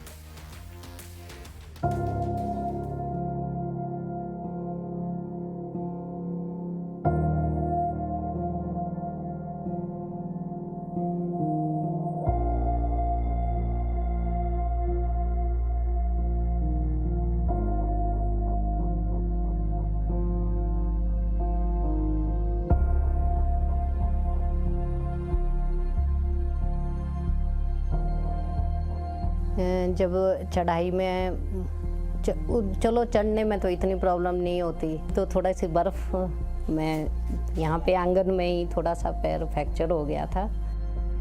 मेरा नाम सीमा ठाकुर है, मैं housewife हूँ। Vaccine लगवाने के लिए हमें टूटू जाना पड़ता है, नहीं तो नहीं आयुर्वेदिक वो भी है ऊपर। बच्चों के साथ आधा घंटा लग जाता है। गिरब में जो है डिस्पेंसरी, उसके लिए आधा घंटा लग जाता है। जो टूटू जाना हो तो टूटू जाने में पौना घंटा बच्चों के साथ लग जाता है और पैदल जाना पड़ता है। बारिश बर्फ़ में तो बहुत मुश्किलें होती है, क्योंकि बच्चों के साथ आना जाना बहुत दिक्कत होती है। मेरा नाम कृष्ण लाल है जी, और मैं स्वास्थ्य विभाग में, क्योंकि कुछ साल पहले ऐसा होता था कि गांव में पता ही नहीं चलता था लोगों को कि क्या है, कोई पोलियो है कि कोई जानता नहीं था। अब जब सरकार ने इसके लिए इस तरीके के अभियान छेड़े, जब तक हमारे को पूरा कंफर्म नहीं होगा कि इस बच्चे ने यहाँ पे दवाई नहीं पी या पिलाई या नहीं पिलाई, चले जाओ आप दूर दराज के क्षेत्र में चले जाओ, तो हमारे को कोई ऐसा केस या ऐसा कोई बच्चा, अगर यहाँ बच्चा आ गया तो हमने यहाँ पिलानी, किसी कारणवश अगर बच्चा हो जाता, गांव में लोग रहते, क्या पता क्या मजबूरी है उसको, क्यों नहीं आया बच्चा, क्या पता वो बीमार है या कोई उसको कोई और प्रॉब्लम है। तो हमारा ये है कि भी हमारे पास पूरी वो होती है लिस्ट बनी हुई ना, कि हमारा अब लोकल टीम में तो पता ही होता है सबको कि फलानी जगह बच्चा फलानी जगह, तो हमारे पूरा पता है कि फलाना बच्चा फलानी जगह से नहीं आया। वो तो हम क्या करते हैं, जैसे 4 बजे तक आज हम दवाई पिलाएंगे तो नेक्स्ट डे उसको घर में जाके दवाई पिलाए। वही जैसे मैंने पहले कहा कि भी ऐसा नहीं होता कि भी उसको उस सुविधा से वंचित रहना पड़ेगा।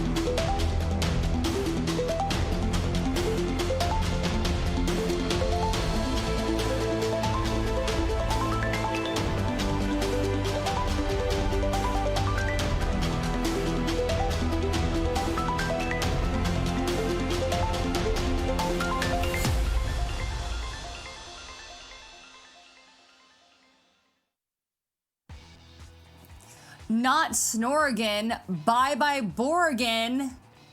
I already see Jess rolling her eyes. Come on, y'all. That You know what? wild. I'll give you that one. I will give you that one. It actually was a very entertaining Borrigan for the first time in a long time, to be fair. And the fact that we weren't max OT, I think probably says more about Wild than it does Heroic. I'm going to be honest here, because obviously if we take into account map number 1 being a Wild map, then we come into map number 2, they don't necessarily win that last round, but I mean it was so close. So I think this bodes really well for Wild going into map 3. Yeah, it's also nice that Heroic showed that they're not a baseball team, because they very nearly threw that game into the stands and left empty-handed. But that last round was a home run. So, by the way, I'm a little upset that you guys missed my third pun. I said that was really? wild. Oh, yeah, but that's something you would say. Come on. That is something you would say pretty usually, though, Jackie. So to be fair, it's we also didn't miss something it. you would have said if they had won, which they didn't. So That's You're true. right. They did not. Okay, but let's give credit where credit's due. They battled back. They took it to overtime. So let's talk about that a little bit, because it really was kind of Snorrigan, and then things got wild towards the end, and the pun not intended there. Just talk to me about Heroic, like almost dropping the ball there. What was breaking down? I mean, Heroic looked like they wanted to come into this map too with a bit of gusto. Fair enough, it's their opponent's map pick. They lost their own. They come into this one and they say, all right, well, if we're even going to have a chance of staying in the upper bracket, we obviously have to win this one. And they looked way more coordinated. I think there was much more synergy. I think that's the key word I'm looking for there, and fair enough. But a lot of this came down to gunfights. You can see a lot of elaborate setups on the defensive side there. I do truly think it came down to who peaked first and who had the more confidence in doing so. You know, BZ there from Wild, I just love watching him play. But from the side of Heroic, everything looked a lot better. And Grizzly, man, this one was good. This was a good little couple of shots there. I love that. Oh, we love to see it. Benja actually had a really strong map 1, Jacob, but I feel like in just kind of saying this, it looked more like a collective effort on map 2. for the most part, yeah, but I'd say once it got to 6-3 and Heroic only needed one more round to put this map in the bag, suddenly it starts to fall apart and it looks like Wild. It's not even that they were doing anything different, it's that Heroic's attack strategy started looking a little bit more disjointed. They tried pushing several different angles, but the timing wasn't quite like on the money like it was for rounds prior. So every time they try making a nice play, Wild just sit there on site, wait for Heroic to come to them, and it feels like there wasn't much of a real answer back. So for Heroic, nice that you walked away with the map win, but can we not almost like completely let a map slide like that in map 3? Because you came this close to really botching it. Really, really close. I do want to talk about Wild a little bit. So how did they adapt and battle back in the end? We obviously too little too late, but what did you like about what you saw? We just saw on the highlights there a little bit of blitz play. I like that they're not scared to try things. You know, if they're saying, all right, you're moving swiftly, you're moving really fast, we can do so as well. And we can use the blitz, for example, down into elbow to be able to achieve all of those goals. I don't think it's necessarily effective. I actually don't like to see Wild move away from that kind of stringent gameplay we've seen them use, because there's been a couple of mentions from the casters about the fact that Aces, for example, he joins himself in, he's, you know, disjointed of about 15 seconds. That gap means that player has moved away from that drone. So I think a little bit more synergy is the right call here. I do agree with, you know, the British guys on the mic there. I think there's something that Wild can work with here, and they might have been able to walk away with the win if they had done so. Okay. Yeah, I don't. The creativity is cool, but I don't really know if that's something Wild can play into nearly as much. Like, if we're talking about that blitz play, that's something you'll see NA teams do. Fox A pioneered that. Then Spirit's got a hold of it if you're playing it on elbow. But it's like some teams aren't really nearly as regimented enough to allow themselves to then get outside the box and try new stuff. So I think a team like Heroic definitely has more of that down. But Wild, I think you need to stick to a little bit more of a strategic game plan to come ahead in map 3. Wow, we will see how map 3 will play out. Boop, my exceptional operating system, please take us to the basement to Dez and Ace. And thank you for performing so well during this segment. Boop, there we go. Bye. Is this a thing now, Tim? This is now Jackie's. The whole city is an operating system, and it's called Boop, right? Is that what we're going with? It's a thing. Yeah, Jackie's red flag waving just gets more and more aggressive as the days go by at this point, I think. Welcome back, boys and girls, to the basement for map number 3, Clubhouse, between Heroic and Wild. Not going to lie, Tim, Coming into today, I didn't expect we'd get to this point. I thought we'd see this all wrapped up and done by Heroic in 2 maps, but even the map they just won was an 8-7. It really came all the way down to the wire. Wild, unlucky to not already be 2-0. I think they could, they probably will look back on this and think there's been opportunities there for them to have this one wrapped up by now instead of going to that third map. But as you said, not necessarily the sort of chain of events that we were expecting coming into this one. But I'll tell you what, Des, that's just World Siege at the minute. Nothing goes to plan. No teams seem to be dominant when you think they will. And Heroic, I won't go as far as to say are on the back foot. They carry the momentum of having the last map at least, but Wild have certainly been giving them a run for the money. They have. Double hard breach ban coming up here. Possibly. Maverick already taken away. No.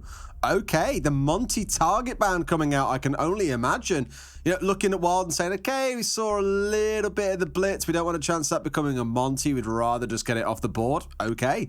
Does mean that at least we have a healthy roster of hard breaches available to the attackers alongside a Thatcher. The Kai going away as well really just means that the Thatcher probably won't be employed all that much. Really depends on what the setup's going to be. If you're going to use something like a Bandit, especially for Cash and CC, you'll just attack into Lounge below and it'll be as simple as that. Mira, the last one to follow away. One of our go-to defender bans.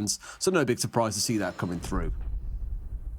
Here we go then, round 1 Clubhouse, and we will see Wild starting us off on the defence. They're going to be heading down to the basement to kick things off. Going to be Church and Arsenal, but that Capcam pick makes me think, along with the Oryx, that we're going to be seeing a little bit of off-site presence. I would expect to see them around the map. Thunderbird from Corey as well. We have seen that Thunderbird used previously up on the top floor to allow roamers to stay up there for a little bit longer, keep themselves in the fight, and just burn as much time as possible.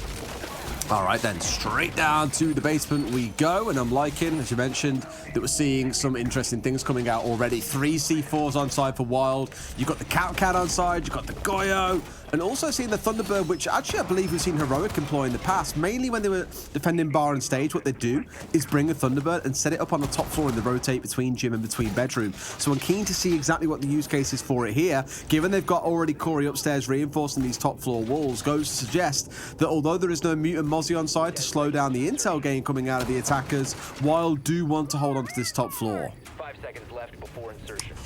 Going to see how much Heroic play into it. There is always the option for attackers here to just go direct to site, route 1, and try and get themselves in. But it's whether Heroic take that choice or whether they play into the roam game and try to push and get those kills and just keep themselves ahead of the clock, really. That's the challenge all along. We can see it is likely to be a top floor push from Heroic. We've got Grizzly just repelling on the outside there, looking to get some control over construction, whilst the rest sort of posture and shape around that east side, looking to get themselves in. Now then, we've got a Nitro comes out from Giesler that manages to get the kill onto Sloth, but not before Gorgona uses explosives of his own to find the kill onto the Capcan of BZ.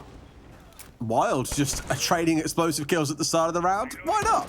It does mean things get explosive around the map, and most critically, I'd wager, they get rid of the Finker. All those stims gone, the nades now gone, 2 of those in back pocket, no Gon 6, no LMG. That's a massive win and arguably the most important catch that the side of Wild could have had. Whereas you lose a Capcan, he's used a C4, he's already got all of his traps down. It's not the end of the world. He doesn't really care if he loses his life at that point. So overall, I'd say a massive net win for the side of Wild.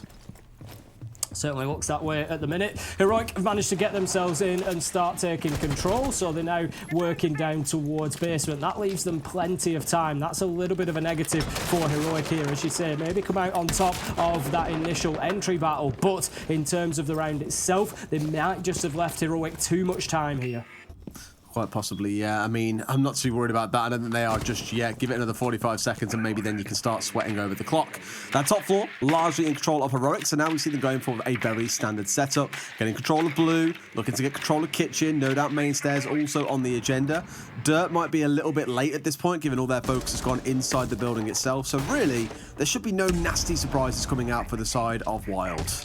1 minute 10 left to go. We're getting the hatches open, so again, very well timed for Heroic here. Plenty of time to work with. Nitro goes out. Corey is going to detonate, not going to do any damage with that one. So once again, Heroic keeping themselves safe, and that is now all Nitro threats gone. So it is another obstacle that has been navigated by Heroic here on their attack of the basement. Benja just going to hold that angle into Church for the time being. Can't quite see far enough to get the man who is led prone in the corner, but out goes the Thatcher EMPs, and that's going to allow Church Wall to be opened up, which should shake things up a bit inside of sight. I think Jay there's really expecting someone to come back through dirt, but the side of Heroic just not playing ball. Their focus instead is much more around Moto here as well. They could get rid of this Goyo canister, actually just burn the clock down here, just shoot it out, Geezer, and you can move away. Will he look for the fight though, or will he go for that? By the looks of it, the fight is what he has got on his agenda. Just daring this man to come stepping forward as we get in towards these last 10 seconds. And Nade comes rolling through, doesn't find the man. Jay on the side will find one as the plant attempt comes through, but I don't think it's going to get stuck here, Tim. Down to the last 3 seconds. Jay goes huge out on the flank. Geezer finds the close, and Wild take round 1. I think the only thing that Heroic can count themselves lucky for there is that Jay didn't end that round sooner. He had an opportunity to find both kills at the bottom of main stairs, but just couldn't catch the first in time. We see there the Sledge of Sledge of Gorgona able to make it inside of sight when the shots were raining in, but it didn't take long for Jay to mop up that missed opportunity and the round for Wild. As you say, a strong defence from them to kick off with. They gave Heroic a lot of time there to begin with. Minute 45 to start softening up a basement defence on Clubhouse is plenty of time, but Heroic still unable to get the job done. Never got themselves established inside a sight, realistically. They got themselves some access, but they were never in a position, I don't think, to really get that plant down. No, I completely agree with you as well. I mean, looking at this round, you've got the Bandit coming along once again, but on this site, you're really trying hard to deny that Jacuzzi side wall. You've also got to have the ability to hold onto the gym window, which is exactly why you've got Corey being brought along on the castle. Now, a couple of these castle barricades already going down towards the east side of the map, maybe even a third here as well. So it might be a bit of a light, air quotes, hold onto that west side to try and keep Jacuzzi wall safe, but that's the only real reason you've done that. Almost in the anticipation that you won't see a Thatcher from the other side, but with attacker repit being a thing, of course Heroic are going to bring along a Thatcher when they see the Bandit on side. Heading into round number 2 then, we're in our action phase and we're going up to the top floor gym and bedroom. We're going to see an attack, I would imagine, from the east side. As we zoom over there, we can see Heroic are lining themselves up. They want to get themselves into logistics, into cash, construction, and just get control of that whole area and then push forward from there. But the castle barricades are not going to make it easy for them to do that. Again, interestingly, I'm going to pick up on it. Giesler playing that Bandit once again. He's protected by the castle barricade there. The Rotero's going in to clear out utility. But while Giesler is here with that protection, it's going to be difficult because, as you see, zap, zap, there they go. The Selma gets one charge off, and the fact that the first has detonated is big. Giesler actually manages to do a ton of damage to Uno, though, but it should allow them to open the rest of the wall. Yeah, another one no doubt going to come through here as well, as he can't stay close and play the active tricking game anymore, which means Jacuzzi gets opened up inside about 60 seconds. Does require a bit of utility to get the job done, but a job done is a job done. Going to have that access in through the Jacuzzi side now, but don't have control of construction yet. Heroic just not really getting hold of enough of the map. We're going to see that magnet deployed just to prevent throwable utility comes in. BZ opens us up with the kill onto Benja, so that's going to be the Thatcher taken down. The EMPs have been used though. Sloth manages to get one onto Aces for himself, using the nade just working from underneath. This was something I commented on last time. We hadn't really seen a lot of success with the vertical nades, but this time Sloth able to get himself a kill. BZ working his way up main stairs here from basement as well.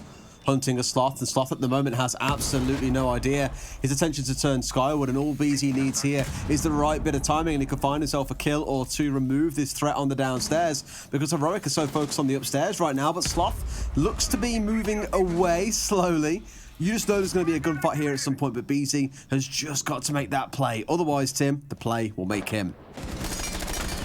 Just thinking about going out of that window at that point in time. I think BZ's going to drop away from that fight on main stairs as the Malusi, but looks like he's turning around and going back for more. I don't know how much time Heroic can really just sort of dedicate to finding those roamers at this point. Coming towards the final 30 seconds, and this could be dangerous. Jay opens up, he gets himself two. He's done it to him again. There's BZ. Manages to find one onto Sloth. Giesler sorts it out at the end of the round, finishing Grizzly, and that's going to be a quick finish to that one for Wild. What a mistake from Heroic inside a bathroom. I mean, I didn't see any punch holes on the gym side of that door, Tim, or the barricade. Surely they'd have been on the other side, but it was missed out by the attackers on their work through. It's a simple punch and bam, 2 kills coming in for free. They had no idea it was coming. I think you just saw at the very end as well, a blue highlight came vaulting in from the balcony. Really, they'll be asking questions, you know, why wasn't the balcony being held? We cleared out cash for this exact reason, but we simply did not have the cover on our push through. Jay, though, with impeccable timing, makes a wonderful play work out for him after committing to it the whole round as well. So I want to rewind back about 90 seconds into that round. Jay impact naded a claymore that was outside of the construction window so he could make the jump out and try and catch the player on the south balcony. Couldn't find him though. Doesn't really matter, takes the risk of trying to work his way through into Jim, does it, and comes out with 2 big kills. Again, call it a slip-up by Heroic or a miracle play by Jay. That was still a brilliant passage of play to observe. It certainly was. It's not often that you see that happen either, realistically. No, it's you don't not. tend to see those pre-hit castle barricades actually working that well. Jay reacting fantastically well as the opportunity presented itself. Sometimes players, it's easy to snatch at that sort of opportunity. You almost don't know who to shoot first when there's 2 lining up in front of you like that, but neither of the Heroic players able to react quickly enough. And that's going to see us move on to round 3. Wild this time going to be defending CCTV and Cash. If they can lock this down, Des, then it's not looking good for Heroic, because Wild, they're just going to go for the rinse and repeat. They're going to move themselves back through the same sites, and so far in those first 2 rounds, Heroic, they don't even feel kind of close for me. Absolutely not. I think that might say it all. I tell you what, we haven't seen one of those for a while, too. It's a friendly kill with the exothermic, and Sloth stands 1 versus 5. It's an absolute washover by the side of Wild. It didn't start out the way Heroic needed, and it did not get any better from there, Tim. I don't know what's going on at this point with Heroic. Unreal. If you're going to be taking down your own players with the exothermic charge, then yep, you are asking for serious trouble, and Wild are delivering it at the minute. We saw it's not just down to that opening kill with Ensoyas. He's able to take his opportunity, get himself a few, and Wild just really capitalising on that mistake and taking a lightning quick 3-0 lead. Whew, okay. That's the sort of start Wild will be dreaming of. For Heroic, I'm not saying it all comes down to one operator, but when you've got that thinker on side, it is expected you'll pick up rounds on the way through. And as it stands, they have not found a single one. So ideas need to be recollected here. I would hope after the next round, maybe we see a tactical timeout. They get some things course corrected and at least try and find 2 rounds on the attacking side, and you hope for a good defensive. But as it stands, Wild have just ran away with this game. They certainly have at this point, unless Heroic can do something to slam the brakes on, but you just feel like they're caught in the headlights at the minute, Des. It's shock and awe. They just absolutely do not know what to do to respond here. Nothing's working, and that start of that last round, an exothermic taking down one of your own players, that says everything to me. That's when you're trying too hard. That's when nothing's clicking. That's when nothing's going right, is you get those sort of weird situations. So we're going to have Wild up on the top floor again. We've got the Oryx of Aces. We've got BZ just applying the last of those Capcam traps up there, and we're going to have Jay as well, so plenty of work to do here for Heroic. Hey, I mean, that's a great start, getting rid of Corey first thing in the round. Gorg doing the work there after getting himself set up around outside the garage wall on their initial push through. Not reinforced off, as you do sometimes see. That will only ever really be when you're defending up on the top floor. So there found himself a nice cheeky angle to get rid of at least the lesion. The rest of Wild now charging back down main stairs, back on towards site. Aces is down to literally 1 HP, so he's got to find that first shot, headshot every single time, Tim. Otherwise, he won't be long for this round. It's something that Wild were able to hold on to last time around, though. If you remember, Heroic had an absolute ton of time, but Wild able to keep them out of the sight and just keep them on their toes throughout what was remaining. So they're going to be keen and looking to do a little bit more of that. As you say, Aces is the big weakness at the minute. Being so low health, he has to find himself absolutely free gunfights. But the Heroic drones are racing around now. They're making sure that everything is clear. They will see the one at main stairs. Sloth is going to take a little bit more damage at the top of blue stairs there. Jay, however, is going to find himself down and unlikely to get picked up. That angle, I haven't seen that one used before, but gets the freebie, finds the man. This is through the hatch, I believe, inside of Jim. Yeah, just getting that cheeky little pixel point down through on towards main stairs. Really good little angle discovered by Benja. Going to have the man inside a bathroom. Something that Heroic need to pick up on, because right now it's time for WYLDE to roll the dice. They're 5 versus 3 behind in terms of man count. It's not going to be easy. They need that big moment. They need that big Jay flank that they've had for the last couple of rounds. But Jay is not alive to deliver it this time, so maybe it'll fall into the hands of that clutch master BZ that we've seen from the previous maps. We're going to have a little bit of rotation coming in from Heroic, and I like what I'm seeing from BZ. I just hope he doesn't waste his opportunity. Absolutely not. He's not going to throw that one away, Tim. Finds one. Will he get collected on the spray? Oh, now he's pinned into no man's land and does get himself cut down. Benja not going to miss shots like that. Almost loses his life down inside a moto hatch, but narrowly dodges away from those bullets. And now it's, I want to say, 1.5 men defending against 4 coming in from Heroic, giving Aces his HP.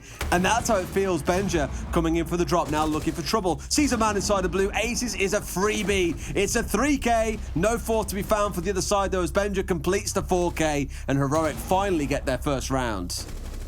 Certainly the best round that Heroic have had so far. Got that man advantage and were able to really play into that. But so some fantastic moments, really, as you say. A nasty little angle there for Benja playing in through the hatch. And here, I'm just a little bit, I'm a little bit frustrated with BZ's movement after that point. He's got 2 options when he comes out of there. He either goes to strip or he goes right.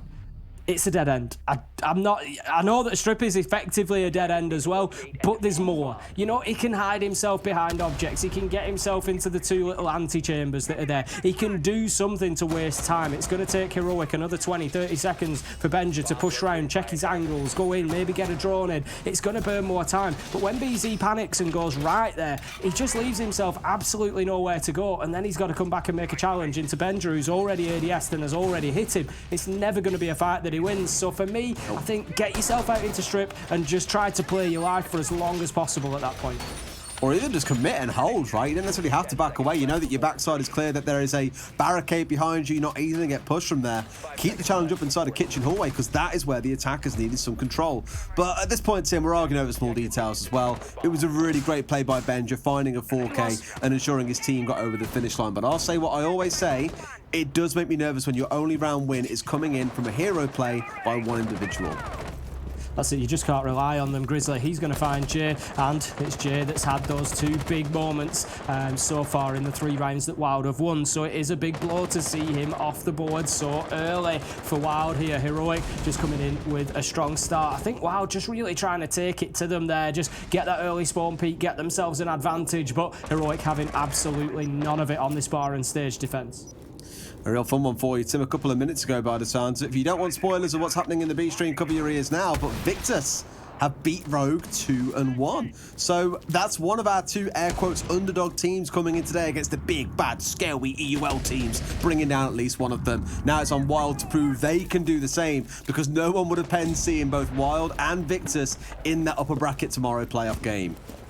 Sloth just taking out the gadgets whilst he is on the way, but it's more about the mute jammer that he needs to clear out if he wants to get himself into the top floor. WYLDE, however, are going to be struggling to hold on to construction and that hatch that looks down onto stage, which is exactly where they want to keep a presence, because that's how they're going to prevent this diffuser from going down on the ground.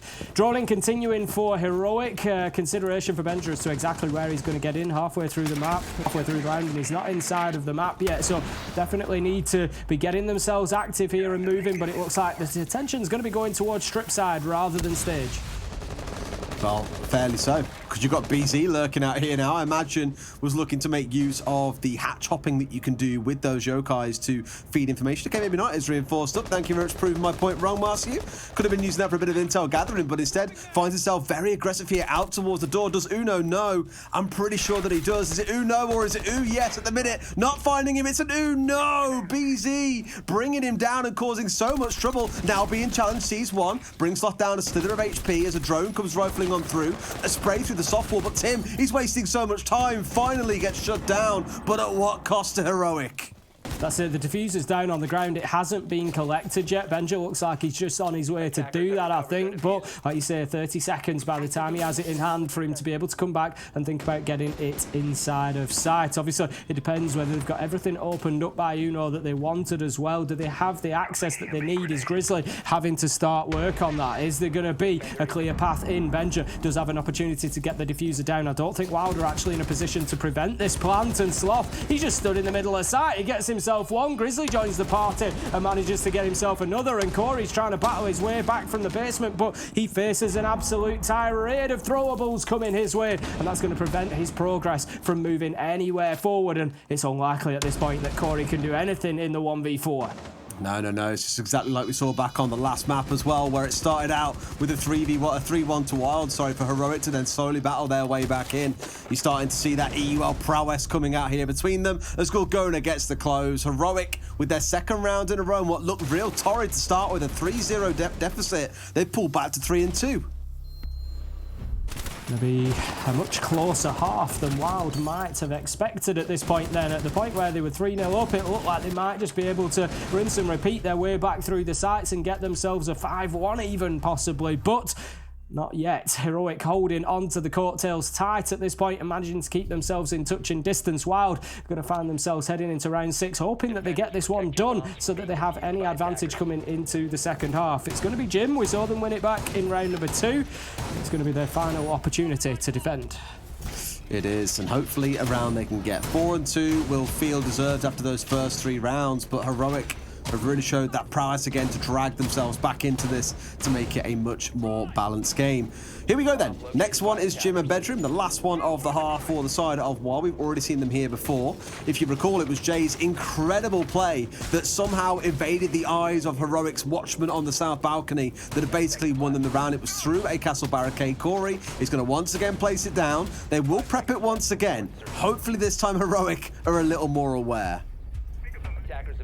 And see where the approach comes from this time. They tried to get themselves in through Jacuzzi Wall largely last time, never really got a massive amount of control up on the top floor. It was a difficulty for them, and they just fell themselves on the sharp end of a J flank as he managed to get a couple of kills. But WYLDE can't rely on that, as it's unlikely Heroic are going to suffer to that sort of play again. So quite quick progress from them here, straight up onto the rooftop, just checking out exactly what is what. They've got construction reinforcement to deal with. Uno may well and go and do that now with the exothermic. He's going to have the support from Benja as the EMP goes out, and then he can move over to the other side and take down the Jacuzzi Wall. Alrighty. Looking in towards the main kitchen hallway here as well. Benja still getting some drones out onto the top floor, and they see a man on drone as well. Sees 2 of them, in fact. So now they've got the idea. They know what's going on. They know what the focus is going to be, where they need to press, what ground still needs to be taken. Because Corey, he ain't giving up logistics for anything. For toffee, Tim, as we sometimes say here in the UK. He wants to hold on to it at least for now. And there are those 2 kills you're looking for. Once again, Uno involved in a 1-for-1 trade. Corey just going to be holding on to logistics hatch, just waiting to be pushed out, essentially, which is going to be the first thing that happens to the castle as the breachers continue their work in gaining access into the map, getting towards the halfway point here. And Sloth working underneath. We've seen him have some success with those vertical nades so far, and he's going to be looking to do more of the same, but he needs that information along with him. He needs the yellow pings, he needs the pinpoint accuracy to be able to find those shots. So Aces has been dancing around these windows for a while now. Construction window and bedroom window. He's been back and forth, just trying to keep himself out of trouble. In this case, trouble in the form of BZ has found Sloth. 4 versus 3 for WYLDE, 70 seconds to play. So it's still possible for Heroic, but again, given how WYLDE have played in these numbers of advantage situations, the clutch potential they've got, it currently feels like this should be a 4-2 half.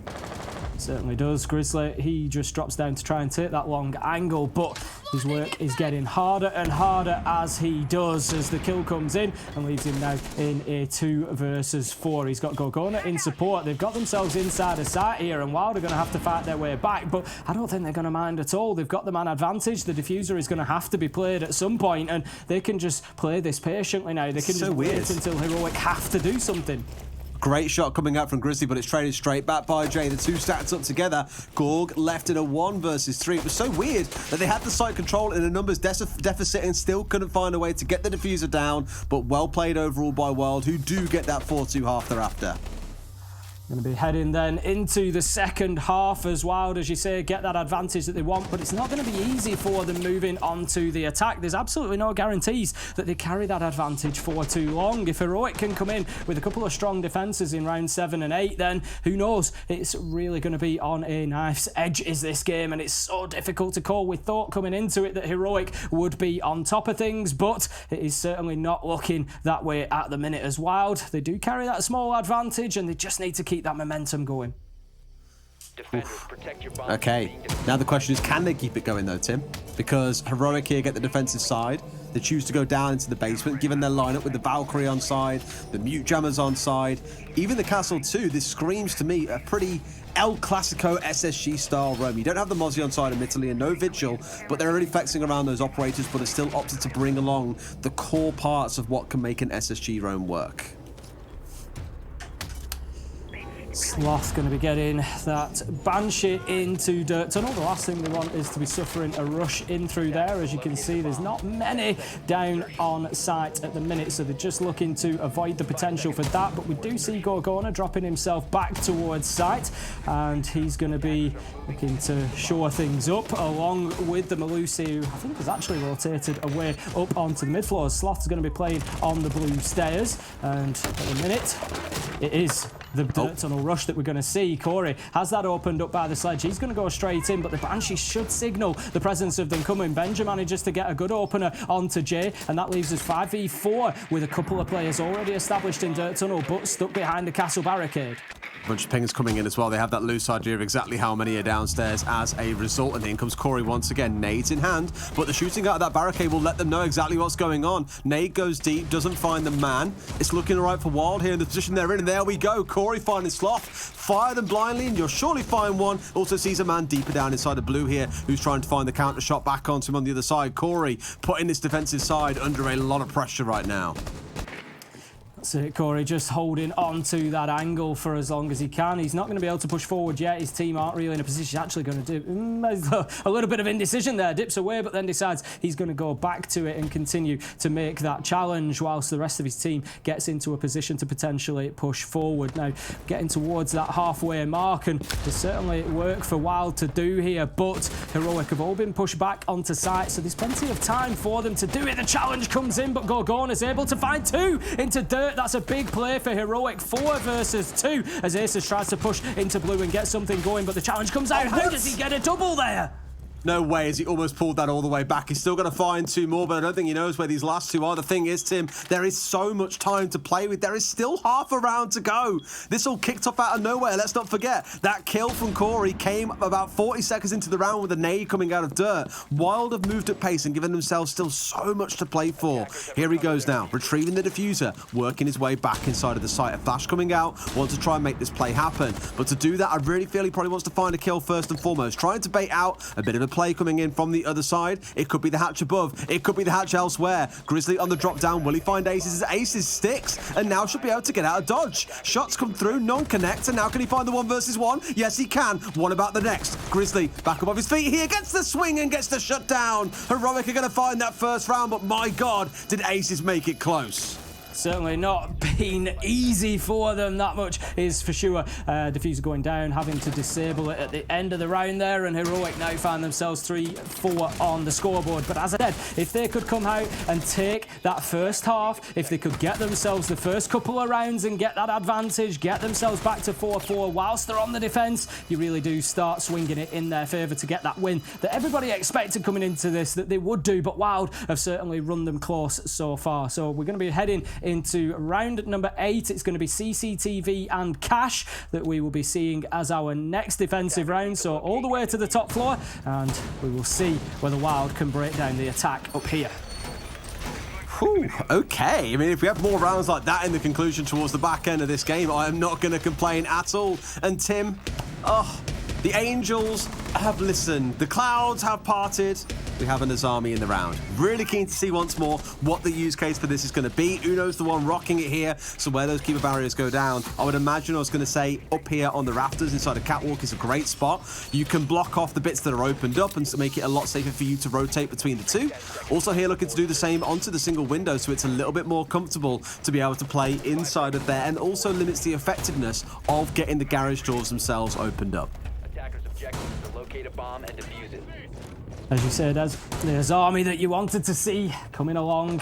See how much of an impact it has. Just being used pretty much towards garage. That's a really interesting placement on the catwalk there, just to make things a little bit easier for Grizzly. Obviously, it's a key area for the fight coming onto this site, and it's always going to be hard fought. So that's going to just make it a little bit easier potentially to hold on to that. Now then, Ace is looking for the long angle into construction before he gets himself up onto the roof, and Wild sort of signalling that there's going to be an all-around push here. We've got Jay on the far side looking towards getting into Master and possibly construction.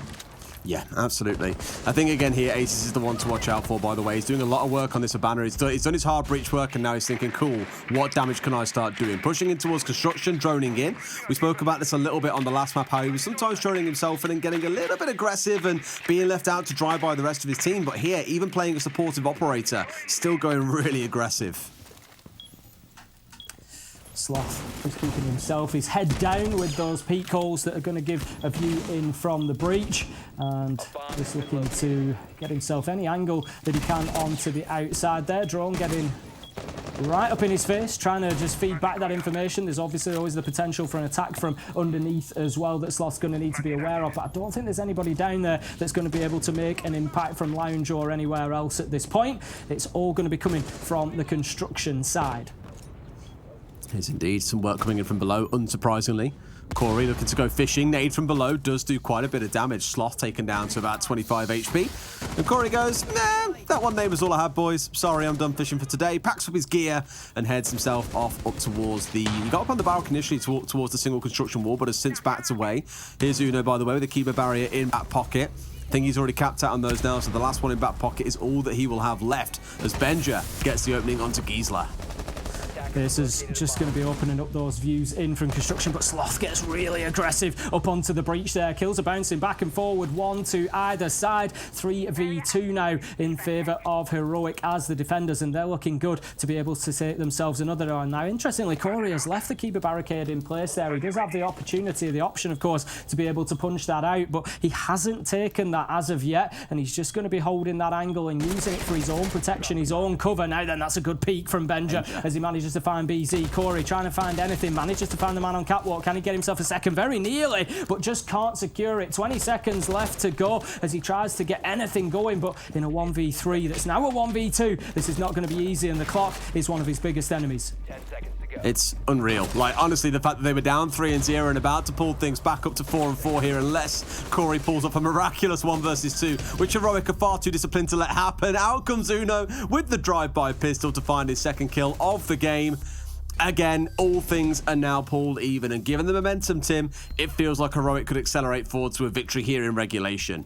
It's certainly looking that way. They've levelled it up, they're cruising on the defence, but let's not forget, this is exactly what we saw from WYLDE when they first started things, and it all turned around for them. So whether Heroic are able to hold on to the momentum or not, we will see. WYLDE were not able to. We're going to be heading up to the top floor this time, gym and bedroom. So we've seen successful defences, Church and Arsenal, and CCTV and Cash, and then this will be the final one before they likely rotate themselves back down to Church and Arsenal again. So we're going to be heading in now towards that prep phase, see exactly what the setup is. Bandit being brought along again. It's again a fascinating one. I keep picking up on it, but we have so far in this game seen Bandit's pick rate sort of rocket back up, really. It's been something that we've seen not a lot of presence of, but certainly more so here, and we've got that as Army again.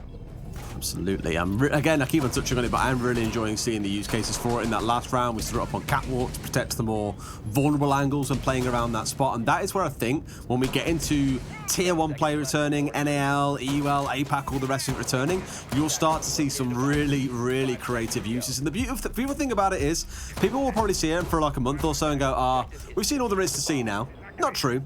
I remember Meepy once said, who's the coach now of Rogue, actually said, you know, I've been playing this game for like 5 years and I'm still finding new angles every single day I play that we can utilize. Like, I haven't seen that one before through the gym hatch down towards main stairs and it net a kill the way that it did.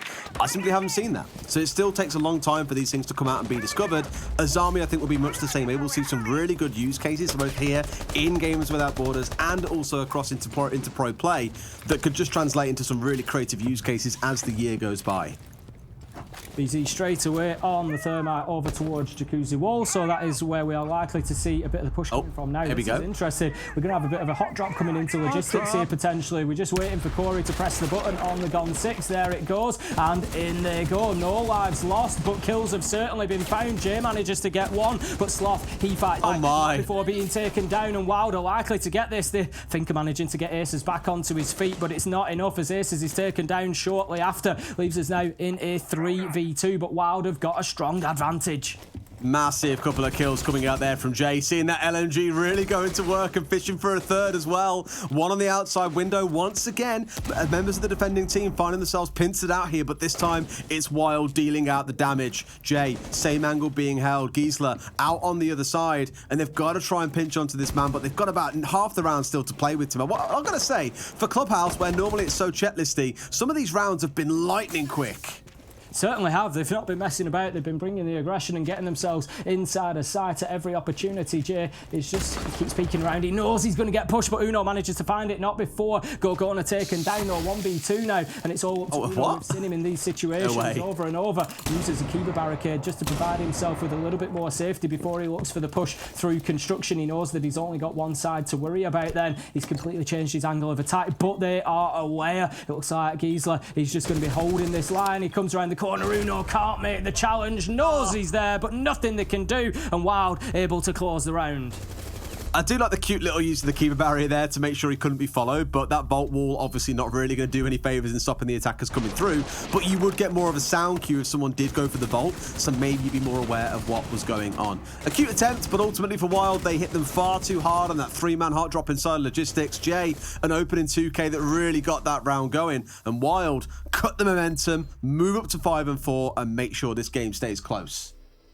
Church and Arsenal is going to be the next defensive round for Heroic, and I think we are potentially going to be seeing all 12 again here, even if we don't see a bit more overtime to close this one out. Both of these two fighting hard to keep their positions in the upper bracket. Now then, we've got the mute straight upstairs, which tells me we are going to have a top floor presence. Hatch opened, and that is going to give the potential for the defenders to move themselves back to site. There's no Mozzie on side for Heroic, but I think we will be seeing at least one more player joining Benja on the top floor. I mean, speaking of Benja at the top, forget about the top floor.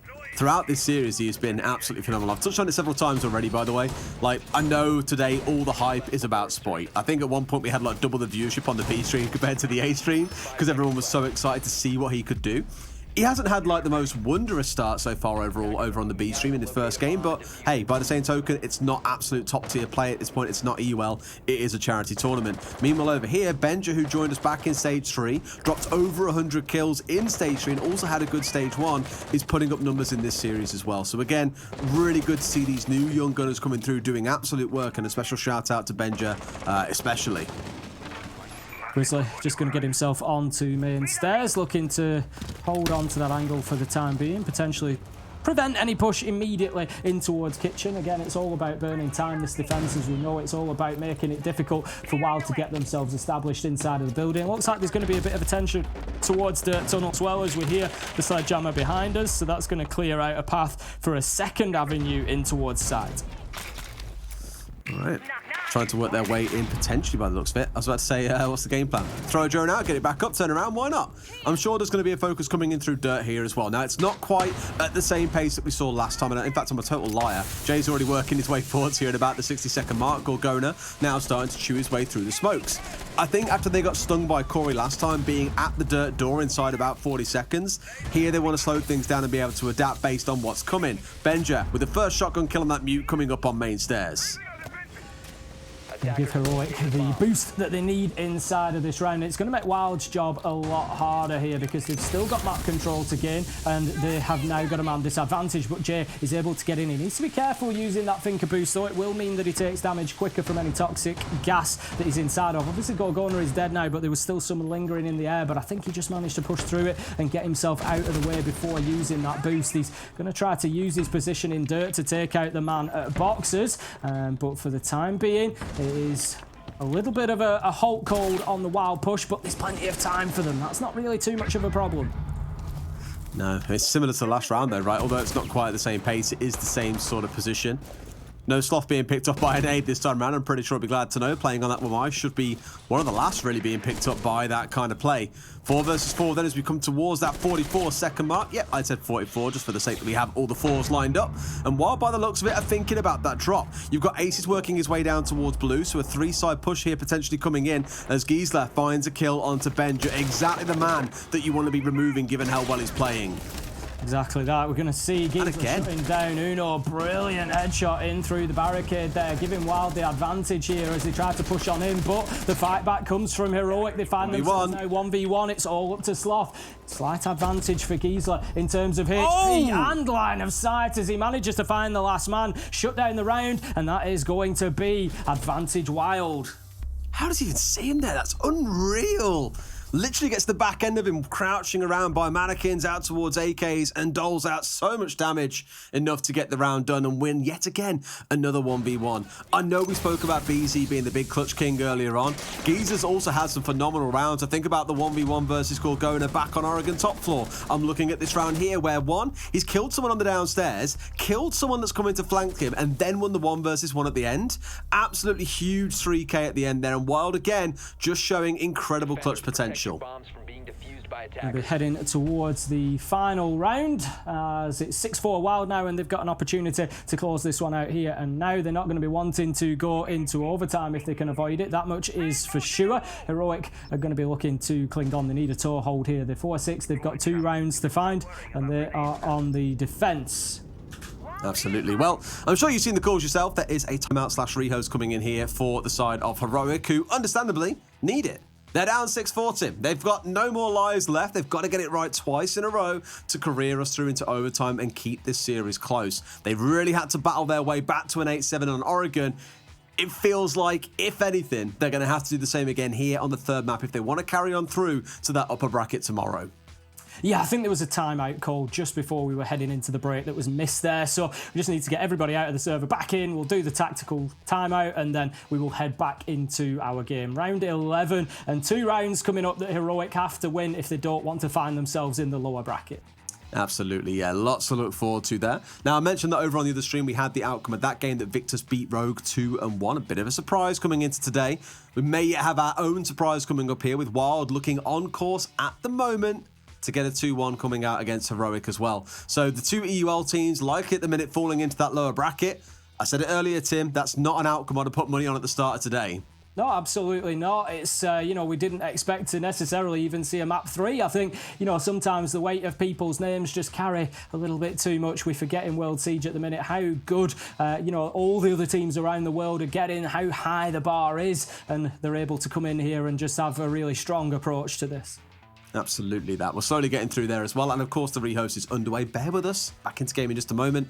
We spoke about the tickets. If you bought a ticket to this game, then my God, have you been given a bit of a spectacle with all 3 maps coming through, potentially overtime also on the way. Of course, we've got still 2 more rounds to see if that really comes into effect. Now, Tim, we didn't see the Azami ban coming in this time. We saw her being left open. I thought we'd see a lot more of her.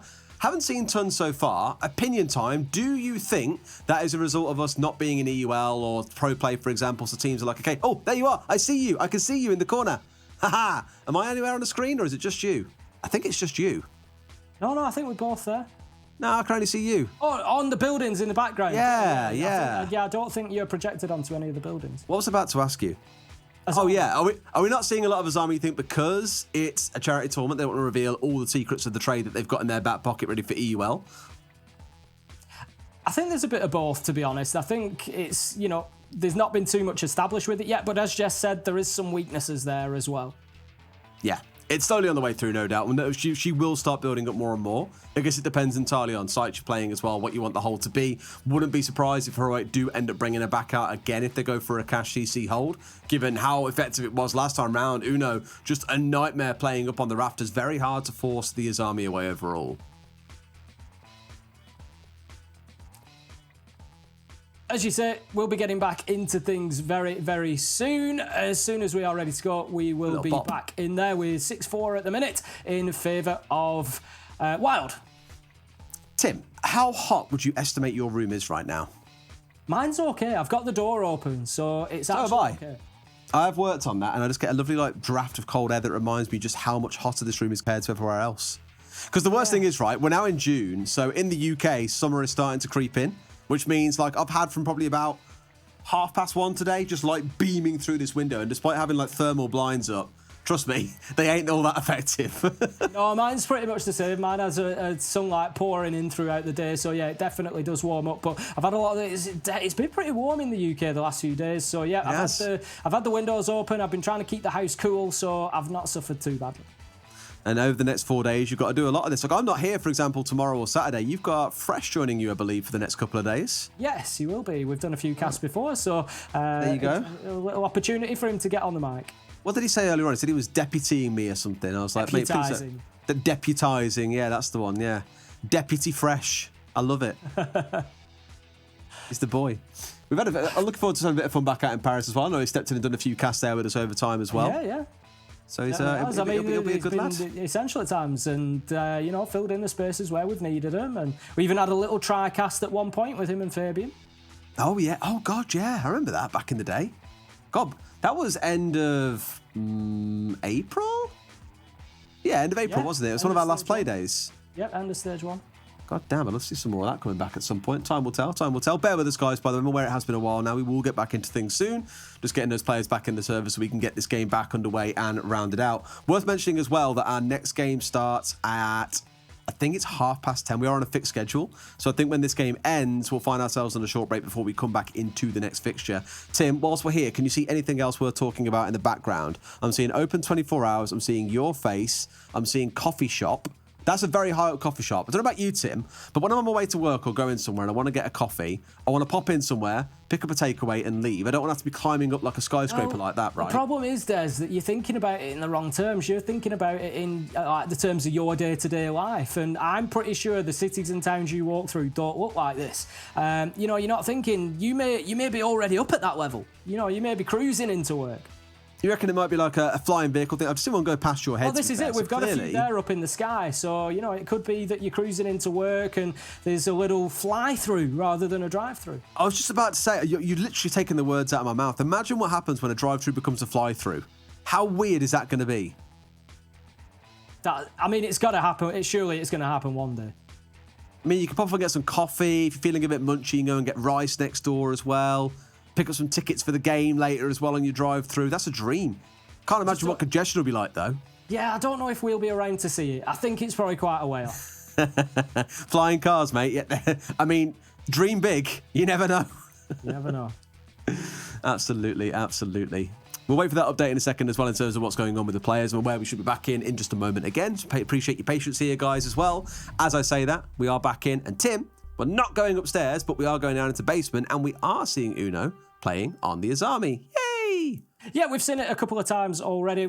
I'm still waiting for that big impact. I'm still waiting for that Azami play where we say, yes, that's the example. That's why we're going to do this. Do you know what I mean? I don't feel like we've really seen that yet. They keep bringing it, they keep trying it, but I just don't think we've had that moment. Maybe this will be the round, maybe not. We'll see as we progress. I mean, Azami could be powerful here for things like closing up hatches. Once those hatches are open, a little keep a barricade on the underneath.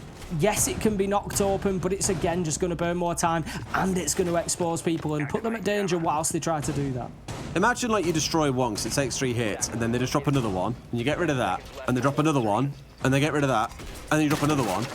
It's a legit stall tactic, I mean, by all means. Because also you're exposing yourself by having to get in melee range as well. It's why some teams like employing things like Buck instead of a Sledge. Sledge has to get close, hammer range, whereas Buck can be at range with the skeleton key. So you never know. Maybe we'll see some crazy hijinks coming out from her in the future.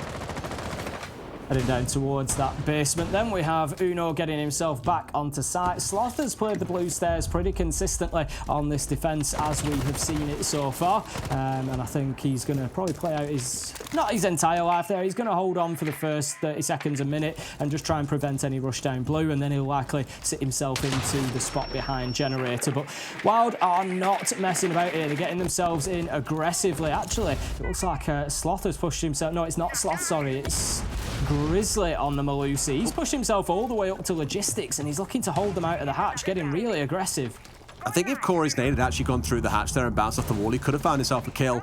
Shotgun in hand. Here we go on to step through. Ho, Gorg's not going to find that. A good bit of team play coming out of Wild there. Jay stepping forward to find the kill at the back of a drone. Corey into a second. This could be it, Tim. Wild might just be about to 2-1 heroic here on the first day of Games Without Borders. Certainly looks that way. Giesler just looking for the angle onto Benja. Not going to find it, and he's just going to dip himself back away. But Benja, he's not going to take that fight as the nade comes in, takes a little bit of damage. He knows that it's time for him to get himself back into sight. 5 versus 3, and Wild, they've got all the time in the world there. 1.5 minutes, they know where 2 players are. They just need to keep working these angles now. They just need to move in slowly and just tighten the grip that they've got. Jay, he manages to find Sloth. Can he get it? Oh, he certainly can. Takes down Benja. There's going to be a kill comes in for Uno, but once again finding himself in a clutch situation. 1 versus 5 turns to 1 versus 4.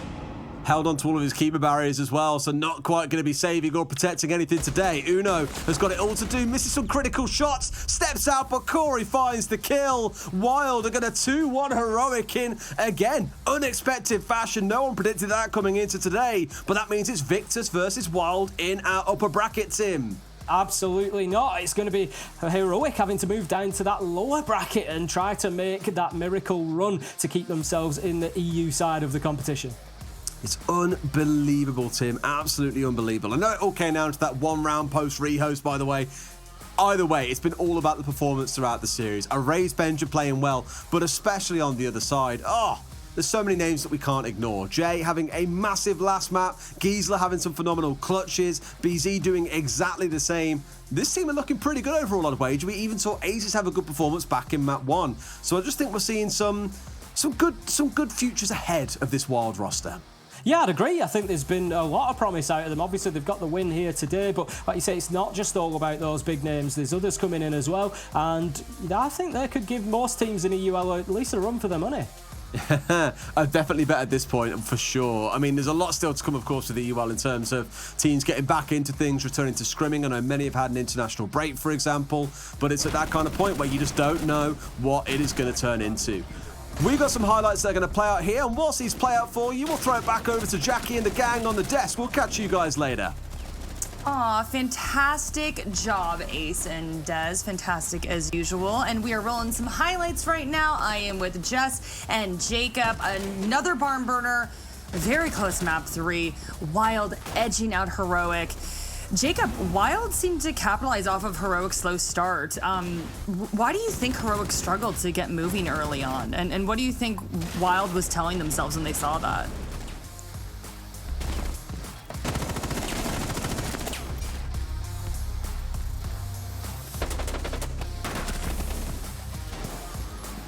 Every single time Heroic played a game, it always felt like in the Charlotte Major, it was always something that happened like later towards the end of a match is where they'd really begin to show up. In this case, what we saw was Wild almost throwing it away a little bit until right here, they start picking up the pace right around round 9. Their rounds become more speedier. They're trying to get into the building faster, and they're catching Heroic way more off guard. So it feels like this is a really good adaptation on Wild's part, but for Heroic, just too little too late at the very, very end. The fact that we even went to a map 3 seems to be a problem for them.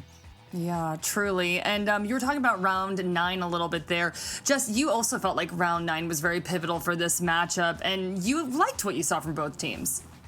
Yeah, I think round 9 is a very good encapsulation of the strengths of both of the teams. And I think for Wild, I don't think run for their money is even a strong enough sentiment to what we saw there. I actually think Wild could do and fit quite well into EUL if they were able to clean things up there. I think there's a little bit of messiness there from them, but that's actually what they were able to use as a strength and then manipulate the gaps there from their opponents. So round 9 was great. You saw a little rush from the hatch over towards Logi there. That's something that I think a lot of people will aspire to be when you look look at WYLDE. They like to capitalize off speed. They like to be able to use a lot of that overwhelming force, and I think that was really well done. Conversely, on the side of Heroic, even though they lost this series, they played that cool, calm, and collected. Even though they were down numbers, they had no idea where anyone was. They had no intel time and time again throughout that round. I love that round personally. I'm going to go back and watch it because I think it showed and displayed strengths of both of the teams, and it came down to a 2v1 in the end. So, yeah, I think that was a great one.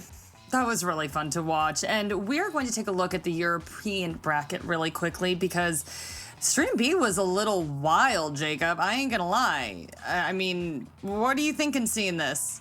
I mean, this is the inverse of what people were expecting if you thought the Tier 1 teams were going to come out and play. I mean, they did, but it was too late. They let both of the Tier 2 teams take them to a third map, and now we're in a position where one of them has to eliminate the other. There's no way around this. Like, this entire reality is now beset upon us.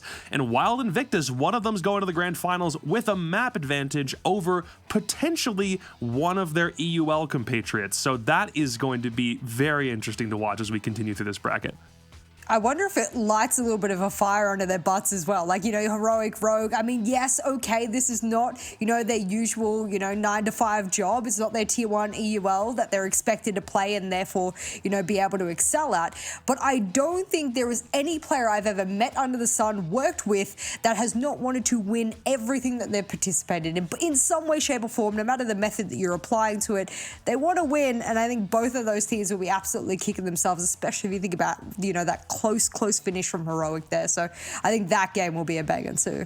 Yeah, definitely an unusual start for the European bracket, but we have more action ahead of us for Gamers Without Borders. We have FaZe versus Escalina up next. So great job, y'all, but we'll be back in a flash. See you soon.